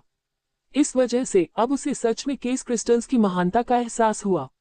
इसमें कोई हैरानी नहीं कि यह यूनिवर्स के बिग बैंग से पैदा हुआ है। इतना बड़ा खजाना पैदा हो सकता है। हर केस क्रिस्टल में न सिर्फ बहुत ज्यादा ओरिजिन एनर्जी होती है, बल्कि स्वर्ग और पृथ्वी के नियमों के टुकड़े भी होते हैं। इन केस क्रिस्टल को एब्जॉर्ब करने के बाद इस बात की कुछ संभावना है कि इमोर्टल किंग स्वर्ग और पृथ्वी के कई नियमों को समझ पाएगा। इसलिए उसने 300 केस क्रिस्टल सोख लिए और स्वर्ग और पृथ्वी के नियमों के बारे में भी बहुत सारी जानकारी हासिल की। बेशक इससे भी ज्यादा जरूरी बात यह है कि केस क्रिस्टल में मौजूद ओरिजिन एनर्जी बहुत शुद्ध है और इमोर्टल किंग डाओ फ्रूट द्वारा खाए जाने के बाद असल में कोई साइड इफेक्ट नहीं होते हैं। एक केस क्रिस्टल भी एक इमोर्टल किंग को मुश्किल साधना में काफी समय बचाने के लिए काफी है। दुर्भाग्य से केस क्रिस्टल्स की मात्रा वाकई बहुत कम है और एक अमर राजा भी बहुत ज्यादा नहीं पा सकता। अगर कोई बड़ी संख्या में केस क्रिस्टल हासिल कर ले तो इससे इमोर्टल किंग के कल्टीवेशन टाइम को कम करना आसान हो जाएगा। एक बार जब मैं इन 300 केस क्रिस्टल की एनर्जी को पूरी तरह से पचा लूंगा तो उन अमर राजाओं के खिलाफ कदम उठाने का समय आ जाएगा। झो उसुई की आकृति चमकी जब वह डिवाइन ट्री वर्ल्ड और जुआन हुआन पैलेस लौटा, अपने गुफा वाले घर में वापस गया जहां वह मेडिटेशन मैट पर पालथी मारकर बैठ गया और केस क्रिस्टल से ओरिजिन एनर्जी को लेने के लिए एकांत में रहने लगा। केयाओ इमोर्टल किंग, फूमो इमोर्टल किंग और वुहेंग इमोर्टल किंग के रूप में बदल गए और केयाओ सेक्ट, फूमो सेक्ट और वुहेंग स्कूल के अलग अलग इमोर्टल किंग ग्रुप में वापस आ गए। ये देखते हुए कि उनके अवतारों में भी अमर राजा की लड़ने की ताकत थी, वे आसानी से उनकी पहचान बदल सकते थे। इसके बाद उन्होंने ड्रीम सोलगू की शक्ति का इस्तेमाल करके 3 मुख्य पंथों में से एक के बाद एक ह्यूमन क्लैन को अमर बना दिया। इस तरह भले ही वह भी असली न हो लेकिन भविष्य में वह असली होगा। ये कहा जा सकता है कि यह सही मायने में घर को उसके असली मालिक से छीनना है। ...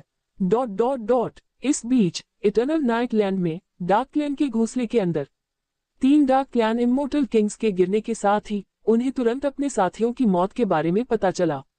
आखिरकार हर डार्क क्लैन इमोर्टल किंग ने डार्क क्लैन के घोंसले में खास तरीके छोड़े थे और एक बार जब वे खत्म हो गए तो उनके कबीले के सदस्यों को जरूर पता चल जाएगा। इससे डार्क क्लैन के बाद के इंतजाम और प्लान को भी आसान बनाने में मदद मिली। क्या हुआ? हमारे 3 डार्क क्लैन इमोर्टल राजा जो ह्यूमन क्लैन में घुस आए थे अचानक गिर गए।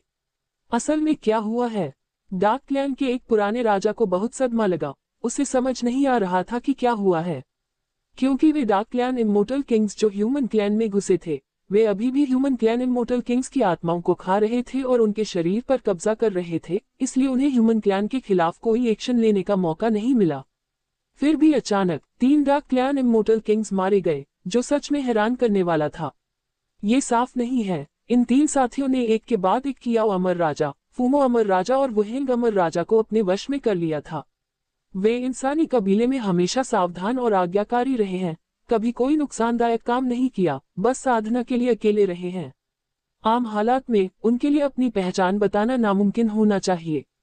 कोई नहीं जानता कि उन्होंने अचानक खुद को क्यों कुर्बान कर दिया।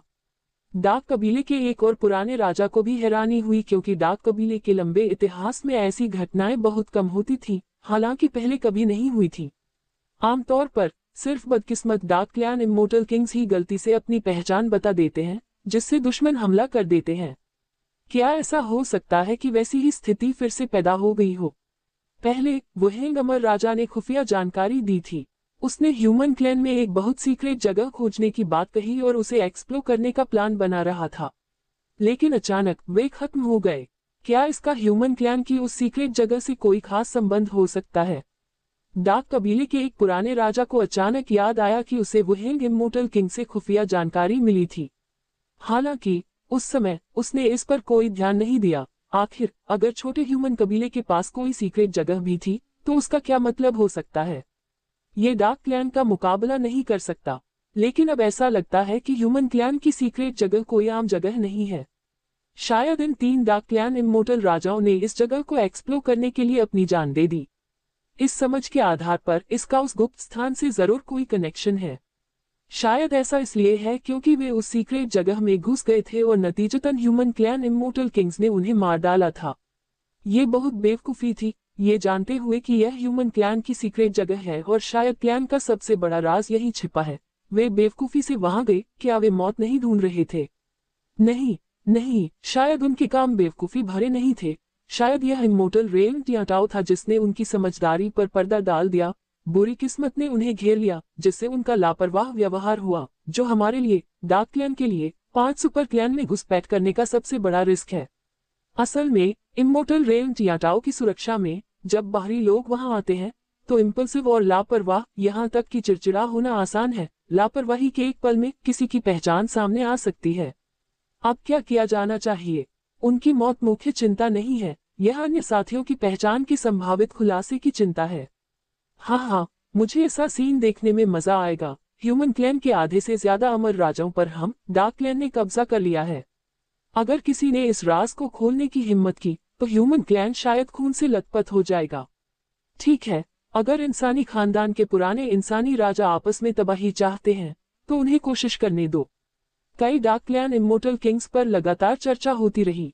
उनका मानना था कि 3 डार्क क्लैन इमोर्टल किंग्स के गिरने के बाद भी डार्क क्लैन को कुल मिलाकर अभी भी काफी फायदा था। कई महीने बाद अमर दुनिया, human territory, white bone hall का बड़ा सेक्ट। ये वह जगह है जहां व्हाइट बोन इमोर्टल किंग साधना के लिए एकांतवास करते हैं। हालांकि यह एक डेमोनिक सेक्ट है, लेकिन व्हाइट बोन इमोर्टल किंग की रेप्यूटेशन की वजह से यह अभी भी ह्यूमन क्लैन में बहुत मशहूर है और इसमें काफी पावर है। इस समय गुफा के अंदर 3 अमर राजा इकट्ठा हैं, जिनके नाम है white bone immortal king, extreme cold immortal king और एज्योर क्लाउड इमोर्टल किंग। वे सभी डार्क क्लैन के अमर राजा हैं। असली व्हाइट बोन इमोर्टल किंग और दूसरे लोग बहुत पहले मर चुके हैं और उन पर डार्क क्लैन इमोर्टल किंग्स ने चुपके से कब्जा कर लिया है। बेशक व्हाइट बोन हॉल में किसी भी अमर को इस बारे में पता नहीं है। वे अब भी मानते हैं कि व्हाइट बोन हॉल का host white bone immortal king जिंदादिल और जोशीला है, ये जाने बिना कि डार्क क्लैन इमोर्टल किंग्स ने उसे बहुत पहले ही हरा दिया था। लेकिन फिर भी तीनों डार्क क्लैन इमोर्टल किंग्स गंभीर चेहरे के साथ हैं और उनमें गर्व का कोई निशान नहीं दिख रहा है। जब से कियाओ इमोर्टल किंग और दूसरे लोग मारे गए हैं, हम डार्क क्लैन इमोर्टल किंग जो ह्यूमन टेरिटरी में घुस आए थे, लगातार मुसीबतों का सामना कर रहे हैं और समय समय पर हमारे साथियों के मारे जाने की खबरें हमें मिल रही हैं। इसमें कोई शक नहीं है, यह जरूर इंसानी नस्ल के अमर राजा होंगे जो हमारे साथियों के खिलाफ चुपके से कार्रवाई कर रहे हैं। नहीं तो ऐसी बेतुकी घटनाएं नहीं होती। व्हाइट बोन इमोर्टल किंग गंभीर दिख रहे थे, उन्हें एक जानलेवा संकट महसूस हो रहा था। शुरू में वह अकेले में था, अपने शरीर की चोटों को ठीक कर रहा था, क्योंकि एक सफल भूत प्रेत भी आत्मा और शरीर को बहुत ज्यादा ट्रॉमा पहुंचाता है। उसे अपनी चोटों को ठीक करने और अपनी सबसे अच्छी लड़ाई की ताकत वापस पाने के लिए लंबे समय की जरूरत है। लेकिन हाल ही में समय समय पर साथियों की मौत की खबरें आती रहती हैं। इस वजह से वह शांत नहीं बैठ पा रहा था। उसे लग रहा था कि कोई जानलेवा खतरा आने वाला है। अगर ऐसा ही चलता रहा तो जल्द ही उसकी बारी आ सकती है। ये नामुमकिन है, हमने बिल्कुल भी कोई कमी नहीं बताई है और न ही हमने पहले कभी कोई गलत काम किया है।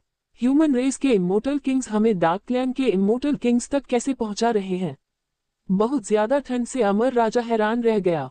उनका मानना था कि डार्क क्लैन की पोजीशन टेक्निक दुनिया में बेमिसाल थी। एक बार सफल पोजीशन हो जाने पर जब तक वे अपनी मर्जी से सामने न आए, उनकी असली पहचान का पता लगाना नामुमकिन होगा।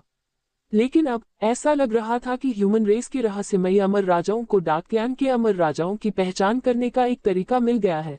इसलिए हाल ही में साथियों की मौत की लगातार खबरें आ रही हैं।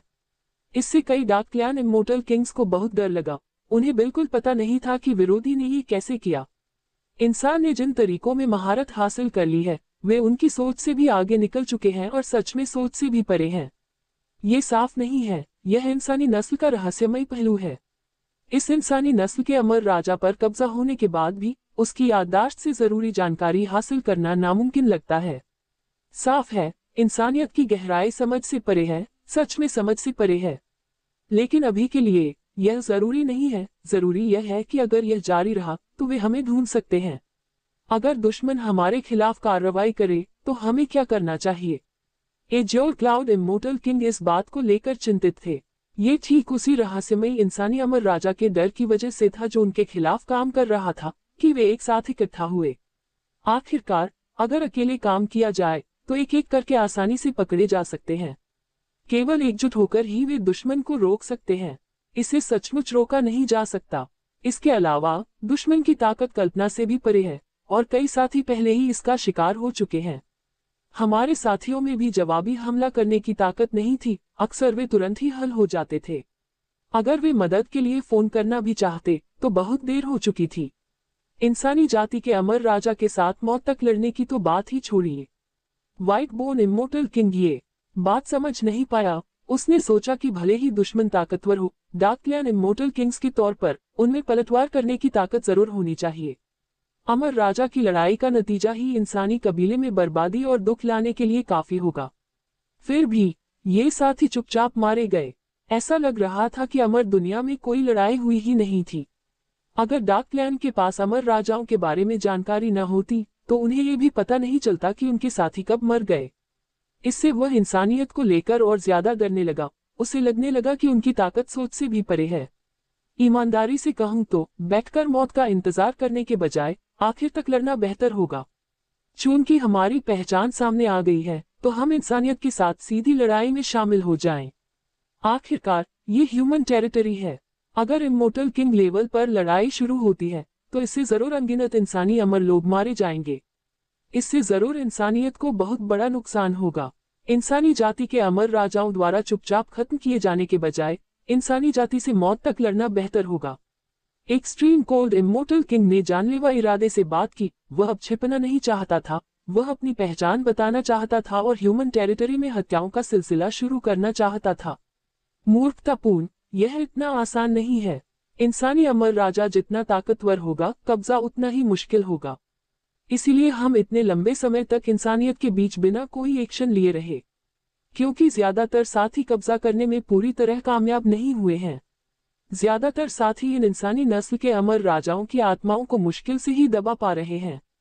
पोजीशन में पूरी तरह सफल होने के लिए अभी भी कुछ समय की जरूरत होती है। हालांकि ऐसा लगता है कि हमने 700 से ज्यादा अमर राजाओं में घुसपैठ की है, लेकिन असल में सिर्फ 100 ही कब्जा करने में कामयाब हुए हैं।